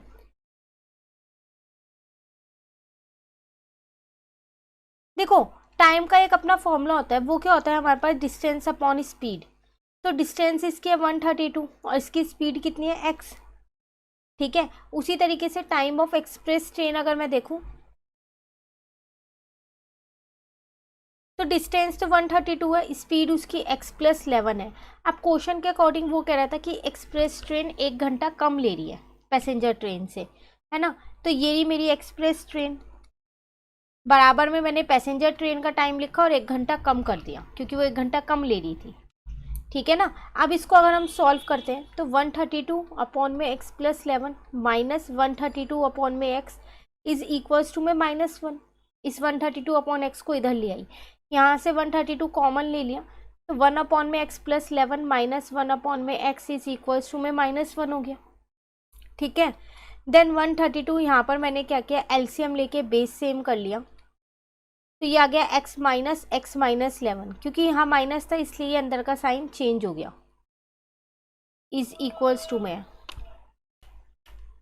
ठीक है। अब इस 132 को मैं दूसरी साइड ले जा रही हूँ, ये आपस में कट गया, -11 यहाँ आ गया आपके पास x² प्लस का 11x, और यहाँ आ गया -1 अपॉन में 132। इस माइनस से इस माइनस को भी कट कर दिया मैंने। अब मेरे पास बचा 11 अपॉन में x² प्लस में 11x इज इक्वल्स टू में 1 अपॉन में 132। क्रॉस मल्टीप्लाई कर लेती हूँ, ठीक है। तो 11 को 132 से करूँगी तो 1452 आएगा, यहाँ पर आ जाएगा x² प्लस का 11x। चलो एक क्वाड्रेटिक इक्वेशन बन गई है, उसको सॉल्व कर लेते हैं यहाँ पर। x की दो वैल्यूज़ निकल जाएंगी। मिडल टर्म स्प्लिट अगर मैं यहाँ पर लगाऊँ तो 44 और 33 हम ले सकते हैं, क्योंकि दोनों का मल्टीप्लिकेशन 1452 भी और प्लस माइनस 11 भी है।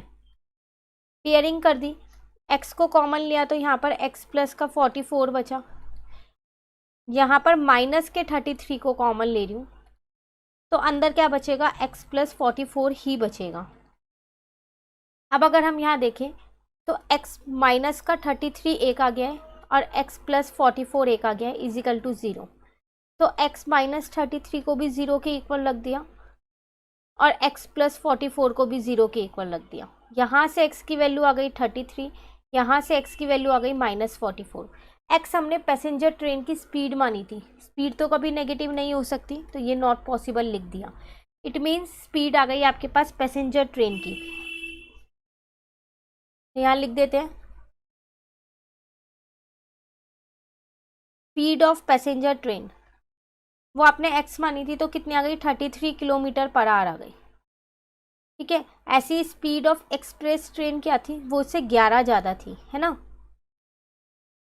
x प्लस 11 था ना, तो कितना आ जाएगा आपके पास 33 प्लस का 11, तो वो कितना आ जाएगा आपके पास 44 किलोमीटर पर आवर। क्लियर है, ये था क्वेश्चन 32। चॉइस में एक और क्वेश्चन है, यहाँ आपसे क्या कह रहे हैं, अब मोटर बोट, ये दोनों क्वेश्चन ही ना आपके चैप्टर नंबर 3 के हैं। ठीक है, कह रहे हैं अब motor boat whose speed is 18 kilometre per hour in still water take 1 hour more to go 24 kilometre upward than to return downward to the same spot, find the speed of the stream. देखो आपको यहाँ कह रहा है एक motor boat है, ठीक है, उसमें आपको स्पीड दे रखी है 18 किलोमीटर है स्टिल वाटर में, 1 घंटा वो ज़्यादा लेता है। कौन ज़्यादा लेता है यहाँ पर, 1 hour more to go 24 kilometre upstream, ऊपर जाओगे तो 1 घंटा ज़्यादा लेगा, नीचे डाउन स्ट्रीम में जाओगे तो 1 घंटा वो फिर उस हिसाब से वो कम ले रहा है। अब मुझे स्पीड बतानी है स्ट्रीम की। तो देखो इन क्वेश्चन को करने का सिर्फ एक ही तरीका है। सबसे पहली बात तो स्पीड को लेट कर लो जो आपसे बोल रहा है, let the speed of the stream is equals to में x।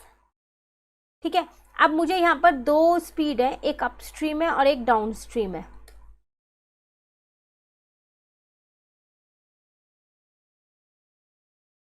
यही है ना, तो ये किससे देखेंगे, इनकी स्पीड मुझे यहाँ पर दे रखी कितनी, 18 किलोमीटर स्टिल वाटर से।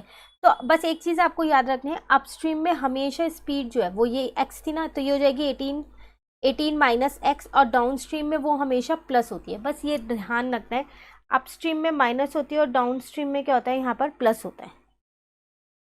ठीक है, क्लियर है। अब क्वेश्चन के अकॉर्डिंग अगर मैं देखूँ तो वो क्या था, आपके पास 1 आवर जो है, ये वाली आपके पास डिस्टेंस आपको कितना दे रखा है क्वेश्चन में, 24 किलोमीटर। तो टाइम होता है डिस्टेंस अपॉन में स्पीड, डिस्टेंस ये रहा और स्पीड ये रही, ये अपस्ट्रीम की है। अगेन डिस्टेंस ये रहा और स्पीड ये रही, ये डाउन स्ट्रीम की है। तो ये अपस्ट्रीम वाली 1 घंटा क्या कर रही थी, ज़्यादा ले रही थी, तो प्लस का 1 यहाँ कर दिया, तभी तो इक्वल आ जाएगा ना, 1 घंटा अब ज़्यादा ले रही है तो। क्लियर है, ये मैंने सिर्फ फॉर्मूला लगाया, distance is time is equals to distance upon speed का, जो अभी ऊपर वाले क्वेश्चन में लगाया था। बस अब आपको ये सॉल्व करना है और x की वैल्यू फाइंड करनी है। इसको मैं इधर ले आई तो ये माइनस का हो गया, 24 कॉमन ले लिया,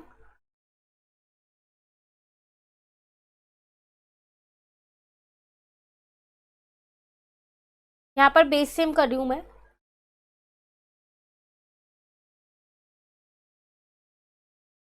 eighteen plus x minus 18 plus x, क्योंकि यहाँ माइनस है तो ये वाला साइन मैंने चेंज कर दिया और इस 24 को इधर ले आई। 18 से 18 यहाँ कट हो गया, आपके पास ऊपर बचा है 2x, नीचे आइडेंटिटी लग रही है ए स्क्वायर माइनस बी स्क्वायर की, यहाँ 1/24 ही है। ठीक है, क्रॉस मल्टीप्लाई कर लेती हूँ तो ये हो जाएगा 48x, इसको इससे मल्टीप्लाई और इसको उधर ले गई, 18 का स्क्वायर 3 to 4 होता है, माइनस का x स्क्वायर, तो एक्स स्क्वायर माइनस का 3 to 4 प्लस का 48x, ये आपकी एक क्वाड्रेटिक इक्वेशन बन गई। अगेन यहाँ से दो स्पीड आपकी निकल जाएंगी क्योंकि x की दो वैल्यू निकलेगी, फिर देखना है दोनों पॉसिबल हैं या नहीं है। तो मिडल टर्म अगर इसमें स्प्लिट करूँ मैं यहाँ पर तो 48, अच्छा पहले 48 को इधर लेके आओ तभी मिडल टर्म स्प्लिट हो पाएगी, क्योंकि x वाली टर्म ही तो स्प्लिट होती है। तो 54 और 6 ले लेते हैं, आसानी से हो जाएगा। तो 54x माइनस का 6x हो गया, माइनस का यहाँ पर 3 to 4 is equal to 0, pairing pairing, तो यहाँ पर x कॉमन लिया तो x प्लस का 54 हो जाएगा, -6, यहाँ पर भी x प्लस का 64 हो जाएगा। बाहर माइनस था इसलिए अंदर का साइन चेंज किया है। ठीक है, दोनों को एक एक बार 0 के इक्वल रख दो।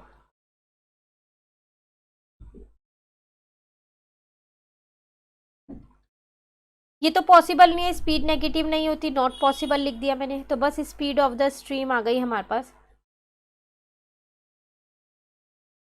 हमने x मानी थी ना, तो वो आ गई 6 किलोमीटर पर आवर। ये आपके पास क्वेश्चन था 32। क्लियर है? चलिए क्वेश्चन 33 पे आते हैं। इसमें आपसे क्या कह रहे हैं, prove that if a line is drawn parallel to one side of a triangle to intersect the other two side in distinct point, the other two side are divide in the same ratio. तो ये prove करने के लिए कह रहा है, इसमें आपको क्या प्रूव करना है, बीपीटी प्रूव करना है ना, बीपीटी। और बीपीटी की पूरी थ्योरम हमने प्रूव कर रखी है, तो मैं उसकी लिंक आपको नीचे दूंगी डिस्क्रिप्शन में, तो वहां से आप उसका प्रूव इस क्वेश्चन में लिख देना। इतने पार्ट में सिर्फ बीपीटी ही प्रूव करना है। अब अगर हम आगे यहाँ पर आगे वाला पार्ट देखें, in the figure find EC. अब ये ईसी फाइंड करना है। अगर AD upon DB is equal to AE upon EC है तो अब तो फाइंड हो जाएगा ये तो आसानी से। तो देखो ना, एडी आपको 2 दे रखा है, डीबी आपको 6 दे रखा है, ये 3 दे रखा है, ईसी फाइंड करना है। आ गया ईसी यहाँ से, तो 6 इंटू में 3 अपॉन में 2, इसको सॉरी कट किया, तो ये आ गया 9 सेंटीमीटर। ठीक है, बाकी बीपीटी आप उस वाली वीडियो से कर लीजिएगा, पूरा उसका प्रूफ मैंने करा रखा है। चलिए क्वेश्चन 34 पे आते हैं। चैप्टर नंबर 13 के क्वेश्चन है, इसमें भी 2 क्वेश्चन है आपके पास। पहले फर्स्ट वाला देखते हैं। कह रहा है a pencil stand made of wood is in the shape of cuboid with 4 conical depression to hold pens. The dimension of cuboids are 15 cm by 10 cm by 3.5 cm. The radius of each of the depression is 0.5 cm and the depth is 1.4 cm. Find the volume of the wood. ये जो wood है ना, इसकी volume निकालनी है। बहुत आसान question है। अगर आप क्यूबॉइड की वॉल्यूम देखें और उसमें से इन चारों की वॉल्यूम को हटा दें, क्योंकि ये तो आपने होल कर दिए ना वो पेन रखने के लिए, है ना, तो बाकी बचा हुआ वुडी तो उसकी वॉल्यूम आ जाएगी। और सब कुछ आपको क्वेश्चन में दे रखा है, एनसीईआरटी का ही क्वेश्चन है ये आपके पास। देखो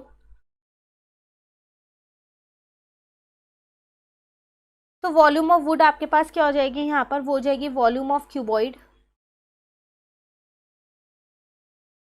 माइनस वॉल्यूम ऑफ 4 कोन्स, क्योंकि 4 कोन थे ना, 4 होल किए हुए थे। वॉल्यूम ऑफ क्यूबॉइड LBH होती है, वॉल्यूम ऑफ 4 कोन, तो 4 इंटू में 1/3 पाई R स्क्वायर H। LBH आपको क्वेश्चन में गिवन है 15, 10 और 3.5। 4/3 पाई की जगह कुछ नहीं है तो 22/7। R भी आपको क्वेश्चन में गिवन है, रेडियस 0.5 और डेप्थ का मतलब है हाइट 1.4 है। पॉइंट हटाया 10, पॉइंट हटाया 10, पॉइंट हटाया 10, पॉइंट हटाया 10, कट हो गया। अब 15 इंटू 35 डायरेक्ट मैंने लिख दिया 525 माइनस जो जिससे कट हो रहा है कट करो। 5 को इससे कट किया 2, फिर 5 को इससे कट किया 2, 7 को 14, 14 को 7 से किया 2, 2 को 2 से कर दिया, इसको 2 से कर दिया, तो 2 इंटू में 22, एक तो 44 बचा, नीचे आप पे 30 बचा, तो 525 माइनस का 1.47, बस माइनस कर दो 523.53 सेंटीमीटर क्यूब, क्योंकि वॉल्यूम निकालने ये आंसर। आसान था ये क्वेश्चन। इसके साथ में एक और क्वेश्चन है, वो भी इजी है, एनसीईआरटी ही है वो भी। यहाँ आपसे कह रहा है Ramesh made a bird bath for his garden in the shape of a cylinder with a hemispherical depression at one end. The height of the cylinder is 1.45 metre and its radius is 30 centimetre. Units अलग अलग है, यहाँ change कर लेंगे। Find the total surface area of the bird bath. आपको ये total surface area निकालना है। इसका कैसे निकालोगे, देखो हम सिर्फ इसी की तो बात कर रहे हैं, तो CSA ऑफ सिलेंडर, ऐसे हम सिर्फ इसी की बात कर रहे हैं। हेमिस्फीयर है तो CSA ऑफ हेमिस्फीयर, दोनों को जोड़ दो, टोटल सरफेस एरिया आ जाएगा। सब कुछ आपको यहाँ पर गिवन ही है क्वेश्चन में। तो टोटल सरफेस एरिया कैसे निकालोगे आप, CSA of cylinder plus CSA of क्या आ जाएगा आपके पास, हेमिस्फीयर। ठीक है, CSA ऑफ सिलेंडर होता है 2 पाई RH और ये होता है 2 पाई R स्क्वायर। यहाँ से मैंने 2πr कॉमन ले लिया तो h प्लस आर बचा।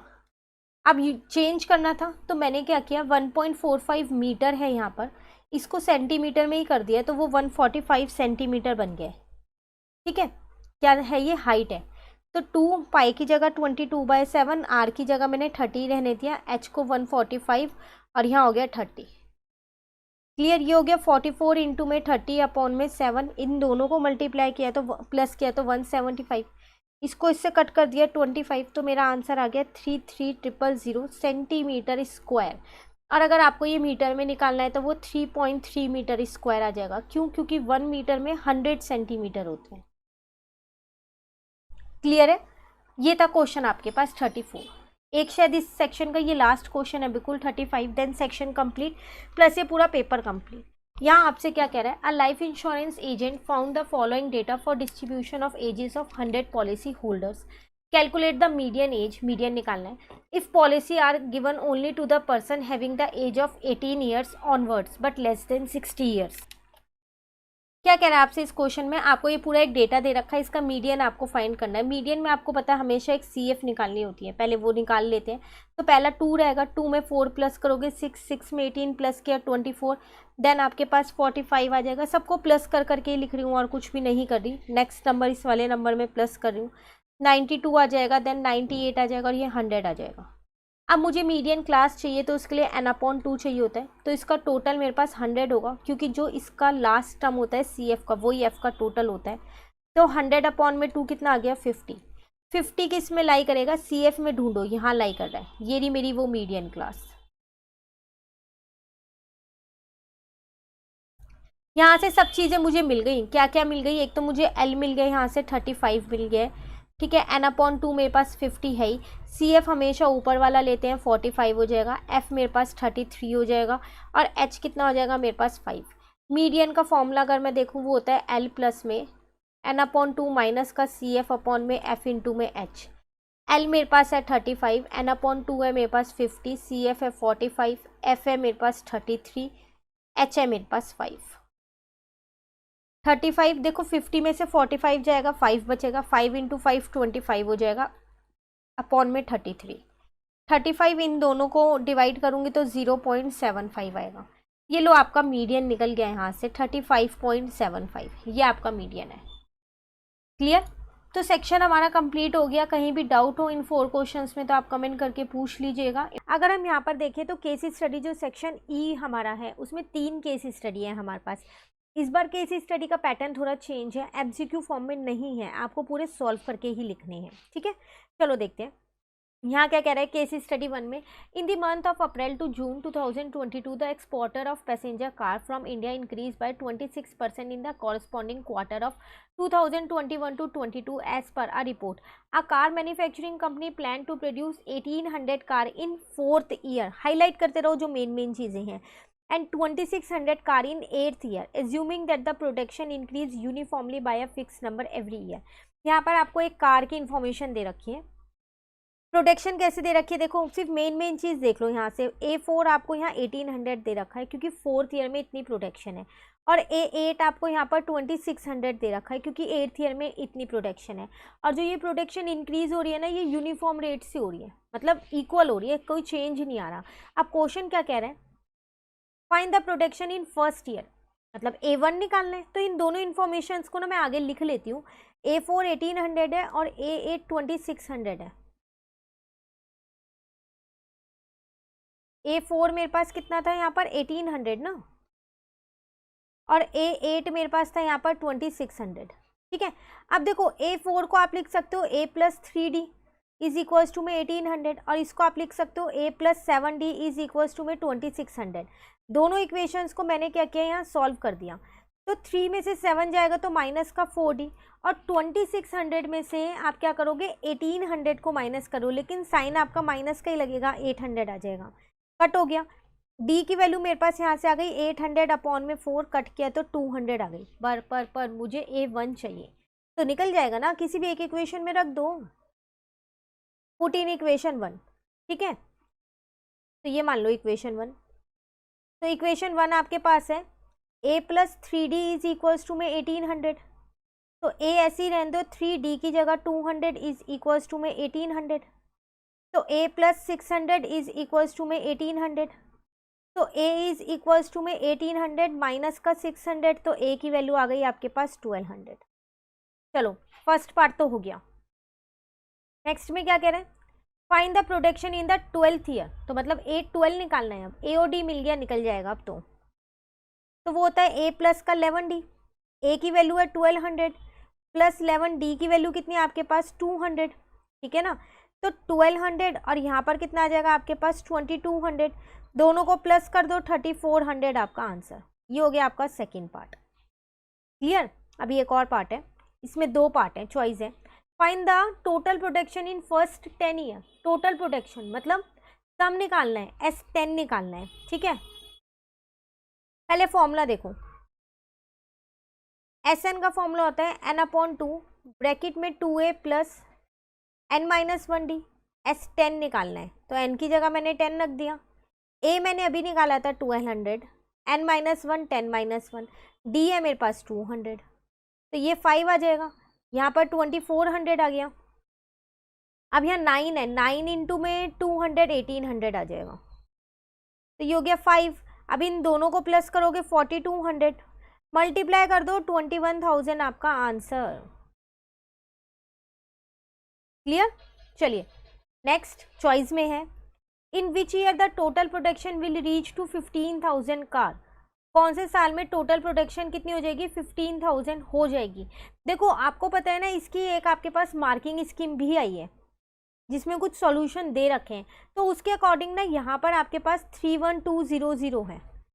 तो मैं आपको ये क्वेश्चन इसी से ही करा रही हूँ, बाकी आप अपनी टीचर से एक बार कंफर्म कर लेना, ठीक है। तो यहाँ पर क्या आएगा फिर आप बता दीजिएगा, उसके अकॉर्डिंग भी कर लेंगे। तो मार्किंग स्कीम के अकॉर्डिंग क्वेश्चन में ये है आपके पास, तो इसी के अकॉर्डिंग करते हैं। कह रहा है कौन से साल में टोटल प्रोडक्शन यहाँ तक पहुँच जाएगी, मतलब आपको n निकालना है, ठीक है। तो कैसे निकालेंगे, पहले SN वाला ही फॉर्मूला लिखो, 2a प्लस n-1d। तो ये मेरे पास है कितना, मैंने अभी आपको बताया 312, ये मुझे गिवन है, n नहीं पता। a की वैल्यू कितनी है, मैंने 1200 निकाली है, n नहीं पता। d की वैल्यू 200 है। इस n को इधर ले जाओ, 2 को इधर ले आओ, n को यहीं छोड़ दो, ये 2400 हो गया, यहाँ पर 200 n हो गया और माइनस का 200 हो गया। इसको इंटू कर दो, 2 2 जा 4, 2 3 2 जा 6। अब 2400 में से 200 गए तो 2200 प्लस का यहाँ हो जाएगा 200 n, ठीक है। अब अंदर इंटू करना पड़ेगा, तो 2200 n प्लस 200 n स्क्वायर, और यहाँ आ गया 62400। मैंने पता है क्या किया, पहले इस पूरी इक्वेशन को ना लेफ्ट साइड और राइट साइड 100 से डिवाइड कर दिया, थोड़ा इजी हो जाएगा। 624 इज इक्वल्स टू में 22 n प्लस का 2n स्क्वायर। अब एक मेरी क्वाड्रेटिक इक्वेशन यहाँ पर बन गई है, ये है। अभी भी मैं देखूँ तो इसमें से मैं 2 को कॉमन ले सकती हूँ, ले लो, इक्वेशन जितनी छोटी हो जाए उतना आसान है, ठीक है। अब अगर हम यहाँ पर देखें तो मेरा 312 आएगा ना, 312, 2 दूसरी साइड गया तो 0 बन गया। फाइनली अब ये मेरी इक्वेशन है, इसको सॉल्व करते हैं। बीच में 11 चाहिए, इस तरीके से दो पार्ट में स्प्लिट कर दो कि मल्टीप्लाई करके 312 आ जाए। तो 24 और 13 ले लेते हैं, आ जाएगा इजीली।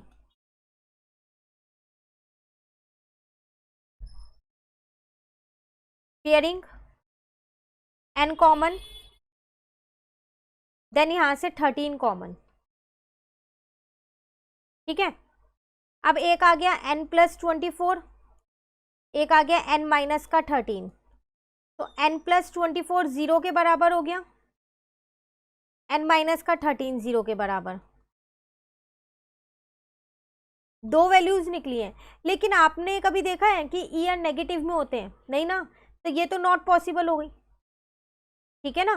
तो इसका मतलब n आपका यहाँ पर कितना आ गया, इन विच ईयर, तो क्या लिखोगे यहाँ पर n इज इक्वल्स टू में 13, तो इन 13th ईयर 13 साल में इतनी हो जाएगी प्रोडक्शन, ठीक है। चलिए केस स्टडी 2 पे आते हैं। In a GPS the lines that run east west are known as line of latitude and the lines running north south are known as lines of longitude. ये एसएसटी से related कुछ question है। Main है हमारा ये graph. इसमें आपको क्या कर रखा है, देखो 4 चीजें हैं। लखनऊ है, लखनऊ टू पुरी, वाई भुज टू नासिक, LPBN, इसकी शॉर्ट फॉर्म्स लिख रखी हैं। ये नहीं फिगर है, हमें इस फिगर से मतलब है मेन। ठीक है, सबसे पहली बात आप ये फिगर देख रहे हो, इसके कोऑर्डिनेट्स लिख लो, क्योंकि देखो जब आपको ये कोऑर्डिनेट वाली फिगर दे रखी है ना, तो एक चीज तो कंफर्म है, और वो कंफर्म क्या है आपके पास कि इसमें ये यूज होंगे ही होंगे आगे के जो क्वेश्चंस आएंगे। फिर क्वेश्चन करने में थोड़ी इजी रह जाएगी अगर हम ये कोऑर्डिनेट्स अपने यहाँ लिख लेंगे तो अगर मैं अपना L देखूँ यहाँ पर, ध्यान से देखो बिल्कुल, L जो है थोड़ा सा और ऊपर कर लेते हैं इसको, बस इतना ही हो पाएगा। L जो है उसका X जो है वो 5 है और Y जो है वो 10 है। ठीक है, इसको कहाँ लिखें, चलो यहीं लिखते हैं जहाँ क्वेश्चन करेंगे। L जो है, L के कोऑर्डिनेट्स क्या है, 5 और 10 है। ठीक है, नेक्स्ट मैंने अपना लिया B तो है ही वाई एक्सिस पे, तो 0 और 7 है। नेक्स्ट मैंने लिया अपना N के क्या है आपके पास, 2 और 6 है। और P के क्या है आपके पास, 8 और 6 है। ठीक है, बस अब ये ले लिए ना, अब हमारे पास क्वेश्चन थोड़ा आसान हो जाएगा। कौन सा क्वेश्चन नंबर था ये, 37 है ना। चलो अब देखते हैं क्या हमारे को यहाँ पर फाइंड करना है। First part, find the distance between L to B। Coordinates मिल गए, इजीली निकाल सकते हो, है ना, निकाल सकते हो ना। तो चलो L टू B का ना डिस्टेंस फॉर्मूला पहले मैं यहाँ लिख देती हूँ, एक distance formula, x2 minus x1 का होल स्क्वायर प्लस में y2 माइनस y1 का होल स्क्वायर। ठीक है, x2 मतलब 0 माइनस 5 का होल स्क्वायर प्लस इन दोनों का ले रही हूँ L टू B का। ठीक है, y2 हो गया 7 माइनस 10 का होल स्क्वायर, तो 5 का माइनस 5 का स्क्वायर 25, 7 में से 10 जाएगा, माइनस का 3, माइनस 3 का स्क्वायर 9, 25 और 9 आ गया यहाँ आपके पास। ठीक है, तो दोनों को प्लस कर दो, आंसर आ गया, कितना आ गया, √34। फर्स्ट पार्ट आसान था। सेकेंड पार्ट में कह रहा है इफ कोटा के internally divide the line segment joining L to B मतलब Lucknow to Bhuj into 3:2, find the coordinates of Kota के। सेक्शन फॉर्मूला लगेगा, जैसी बात होगी ना रेशो में डिवाइड कर रहे हैं, सेक्शन फॉर्मूला माइंड में आ जाना चाहिए। L टू B है ना, पहले एक बार ये लाइन ड्रॉ करनी पड़ेगी यहाँ।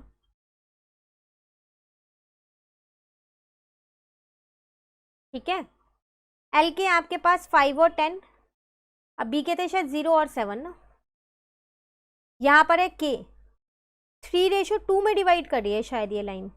तो हमको ये निकालने हैं, इसको क्या माने, A और B मान लेते हैं। चलो ठीक है, सेक्शन फॉर्मूला लगाते हैं। तो A निकालने के लिए M1 सेक्शन फॉर्मूला आप लिखोगे ज़रूर। ठीक है, मैं डायरेक्ट कर दूँ पर आप फॉर्मूला लिखोगे, M1x2 plus M2x1 divided by M1 plus M2। B के कोऑर्डिनेट्स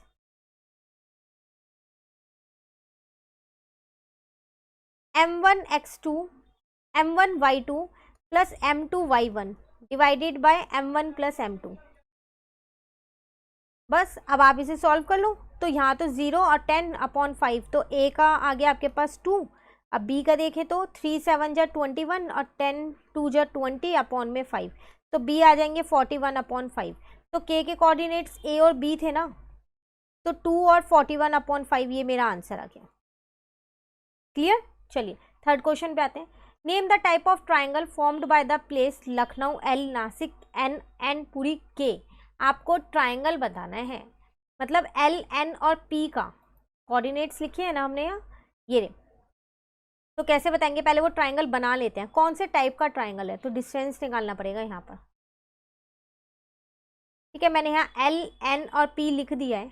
पहले इनके कोऑर्डिनेट्स लिखते हैं, उसके बाद बनाएंगे, तीनों के डिस्टेंस निकाल लेंगे। देखो अगर तीनों के डिस्टेंस सेम हुए तो इसका मतलब ये क्या है, इक्विलेटरल है। 2 के सेम हुए तो आइसोसेलेस, तीनों अलग हुए तो स्केलर, पर निकालने तो पड़ेंगे ही। तो कैसे निकालेंगे, ये 5 और 10 लिख दिया पहले मैंने, N 2 और 6 लिख दिया, और P मेरे पास है 8 और 6। ठीक है, चलो फाइंड करते हैं। सबसे पहले LN फाइंड कर लें, कुछ भी पहले कर सकते हो, आपकी मर्जी है। डिस्टेंस फॉर्मूला लगा रही हूँ, तो x2 माइनस x1 का whole square plus y2 minus y1 का होल स्क्वायर। ठीक है, तो 2 में से 5 जाएगा -3, -3 का स्क्वायर 9, 6 में से 10 जाएगा -4, -4 का स्क्वायर 16। तो ये हो गया आपके पास रूट में 25, आंसर आ गया 5। ठीक है, अब किसी और का निकालते हैं, चलो LP का निकालते हैं। x2 माइनस x1 का whole square plus y2 minus y1 का होल स्क्वायर। 8 में से 5 जाएगा 3, 3 का स्क्वायर 9, 6 में से 10 जाएगा 4, 4 का स्क्वायर 16। दो तो मेरे पास सेम आ रही है। अब तीसरी और देखते हैं। तीसरी है NP। Again distance formula, x2 minus x1 का whole square plus y2 minus y1 का होल स्क्वायर। ये तो जीरो ही बन गया। तो 8 में से 2 गया 6, 6 का स्क्वायर कितना होगा 36, तो 6 आ जाएगा। दो ही सेम है। इसका मतलब क्या कह रहा था आपसे, name the type of triangle, तो आइसोसेलेस ट्राइंगल है ये। ठीक है। चॉइस में एक और क्वेश्चन है, कह रहा है फाइंड अ प्लेस या point on the longitude y axis which is equi distance from L and P। मतलब y एक्सिस पे एक ऐसा पॉइंट है, ठीक है, जो L और P के इक्वी डिस्टेंस पे है, और वो पॉइंट ही आपको फाइंड करना है। कैसे करेंगे देखो, ये L है, दूसरा क्या था N था, P था। ठीक है, मान लो यहाँ वो एक पॉइंट है, कोई सा भी हो सकता है, कुछ भी नाम दे दो आप, वो y एक्सिस पे है, तो इसका मतलब x कोऑर्डिनेट मेरा 0 होगा, तो मैंने 0 और y ले लिया। इसको नाम मैंने इसे a दे दिया। l के कोऑर्डिनेट्स मुझे पता है 5 और 10 थे, और p के भी पता है मेरे को 8 और 6 थे। तो ये इक्वी डिस्टेंस पे, इसका मतलब LA जो है वो किसके बराबर होगा, AP के बराबर। दोनों में डिस्टेंस फॉर्मूला लगाओ, x2 माइनस x1 का whole square plus y2 minus y1 का whole square. Again x2 minus x1 का whole square plus y2 minus y1 का whole square. Squaring both side करके सबसे पहली बात मैंने ये रूट हटाया है। ठीक है, अब ये -5 का स्क्वायर 25, यहाँ आइडेंटिटी लगा दी, a स्क्वायर प्लस का b स्क्वायर माइनस का 2ab। अगेन यहाँ पर 8 का स्क्वायर 64, यहाँ आइडेंटिटी लगाई है, a स्क्वायर प्लस का b स्क्वायर माइनस का 2ab। जो जिससे कट हो रहा है कट कर दिया। ये आ गया 125 माइनस का 20y, और यहाँ पर आ जाएगा 100 माइनस का 12y। ठीक है, 125 माइनस का 100 माइनस का 12y प्लस का 20y, तो 25 इज इक्वल्स टू में 8y। y की वैल्यू निकल के आ गई मेरी, यहाँ पर कितनी आ गई 25 अपॉन में 8। तो मुझे पॉइंट्स बताने थे ना शायद।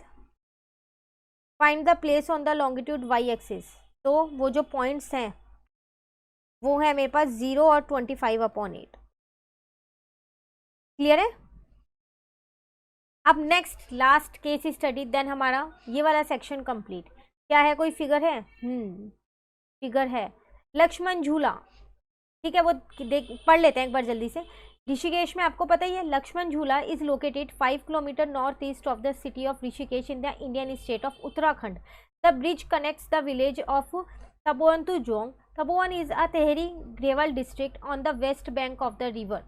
सब कुछ इसके बारे में बता रखा है, रिवर के बारे में। मेन आपको ये एक फिगर दे रखी है, अगर आप इस फिगर को देखें ना तो आप देखते ही समझ जाएंगे चैप्टर नंबर 9 की फिगर है, एप्लीकेशन ऑफ ट्रिग्नोमेट्री की। इसी से रिलेटेड क्वेश्चंस पूछे गए हैं।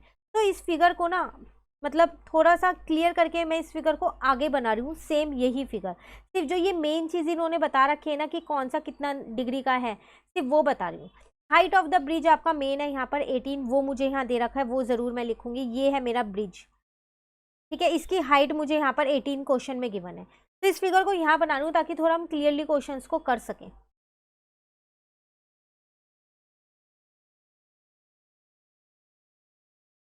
सेम वही फिगर है, आप अपने उसमें देखेंगे तो कोई चेंज नहीं होगा।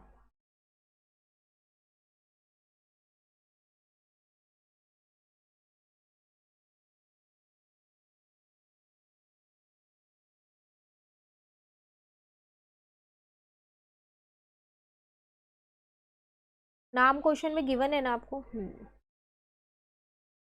देखो ये दे रखी है, अब जब ये 60 है तो ये वाला 60 होगा, अब वो 30 है तो ये वाला 30 होगा।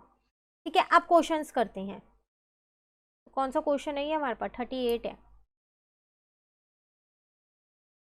देखो फर्स्ट पार्ट में आपसे क्या कह रहा है, फाइंड द डिस्टेंस PA। कहाँ पर है? ये आपको 18 गिवन है क्वेश्चन में, PA आपको निकालना है। तो ये मेरा 90 डिग्री है, तो ये मेरे पे हाइपोटेन्यूज हो जाएगा, ये मेरे पे परपेंडिकुलर। और पंडित बद्री प्रसाद हर हर बोले, इसमें H और P जो है वो मेरा साइन बताता है। तो बस फर्स्ट पार्ट तो निकल गया।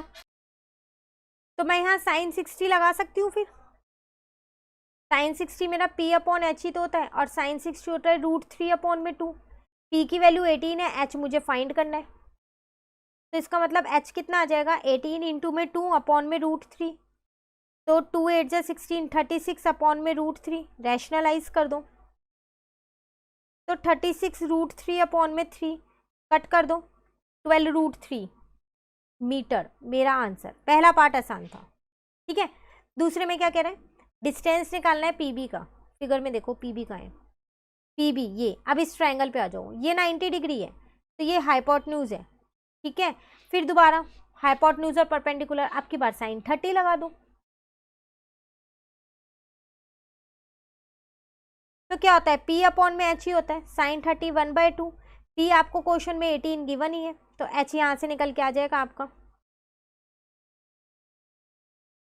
एच आ गया आपके पास यहाँ पर 36 metre. Clear. Next, find the width A B of the river. A B का है, ये पूरा निकालना है। तो अगर मैं ए सी और सी बी निकाल लूँ इन दोनों ट्राइंगल की हेल्प से तो ज्वाइन करके आ जाएगा ना। तो ए सी कैसे निकालूँ, अब यहाँ बेस है ये, तो परपेंडिकुलर पता है और बेस 10, एक बार 10 60 लगाती हूँ, एक बार 10 30 लगाती हूँ, आ जाएगा आंसर। तो पहले मैंने क्या किया, 10 30 लगा दिया। परपेंडिकुलर अपॉन बेस कह रहा है ना ये 10 30, एक बार देख लेते हैं। परपेंडिकुलर 18 है, बेस नहीं पता। 10 30 होता है 1 अपॉन में √3, तो बेस कितना आ जाएगा मेरे पास, वो आ जाएगा मेरे पास यहाँ पर 18 √3 मीटर, ठीक है। अब 10 30 मैंने पहले निकाल दिया है, ठीक है। अब मैं 10 60 निकाल रही हूँ।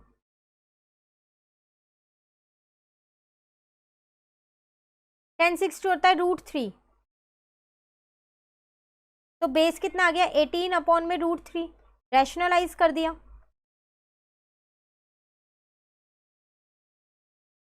कट किया तो 6 आ गया, 6 √3।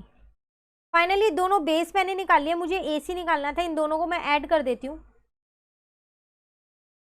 क्वेश्चन में देखें ए सी था ना, ए बी निकालना है क्वेश्चन में।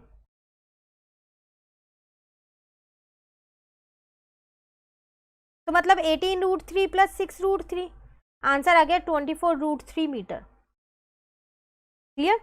चलिए चॉइस में एक और है, if the height B Q, find the height B Q if the angle of elevation from P to Q B 30 degree. क्या निकालना है, बी क्यू निकालना है। पहले अपनी फिगर देखो यहाँ,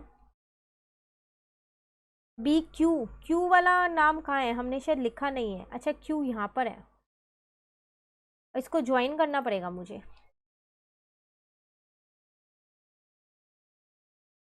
ये क्यू, ठीक है, बी क्यू निकालना है। यहाँ पर भी नाम है, एक बार देख लें, आर है। अब देखो ये मेरा 18 है पीसी, तो आर भी तो मेरे पास 18 ही होगा, तो ऊपर वाले ट्राइंगल से इसको निकाल लेती हूँ ना। अब देखो नीचे का मैंने ये अभी निकाला है बीसी 10 30 लगा के, क्या निकला था 18 √3, यही था ना। तो फिर ये भी मेरा 18 √3 ही होगा। अब दोबारा यहाँ पर मुझे बेस पता है, परपेंडिकुलर निकालना है, तो 10 30 दोबारा लगा देती हूँ, तो 10 30 लगा देते हैं, तो वो हो जाएगा परपेंडिकुलर अपॉन बेस, तो 1 अपॉन में √3। अब की बार परपेंडिकुलर क्यू आर नहीं पता, बेस पता है 18 √3, ये आपस में कट हो गया, तो क्यू आर मेरे पास 18 आ गया।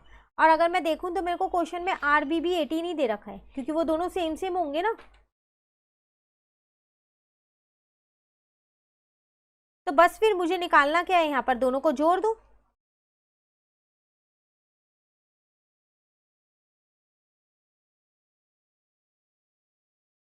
क्या फाइंड करना था, बी क्यू ना, ये निकल गया। क्लियर है। तो अगर आपके कंसेप्ट्स क्लियर है ना, तो जो केस स्टडी वो इतनी मुश्किल नहीं है, चैप्टर्स की ही तो आ रही है। अगर चैप्टर क्लियर है तो केस स्टडी तो आप कर ही सकते हो। फिर भी इनमें कहीं भी डाउट होना तीनों में, तो आप कमेंट करके पूछ लेना, काफ़ी इंपॉर्टेंट है, बहुत अच्छे से इनको कर लीजिएगा।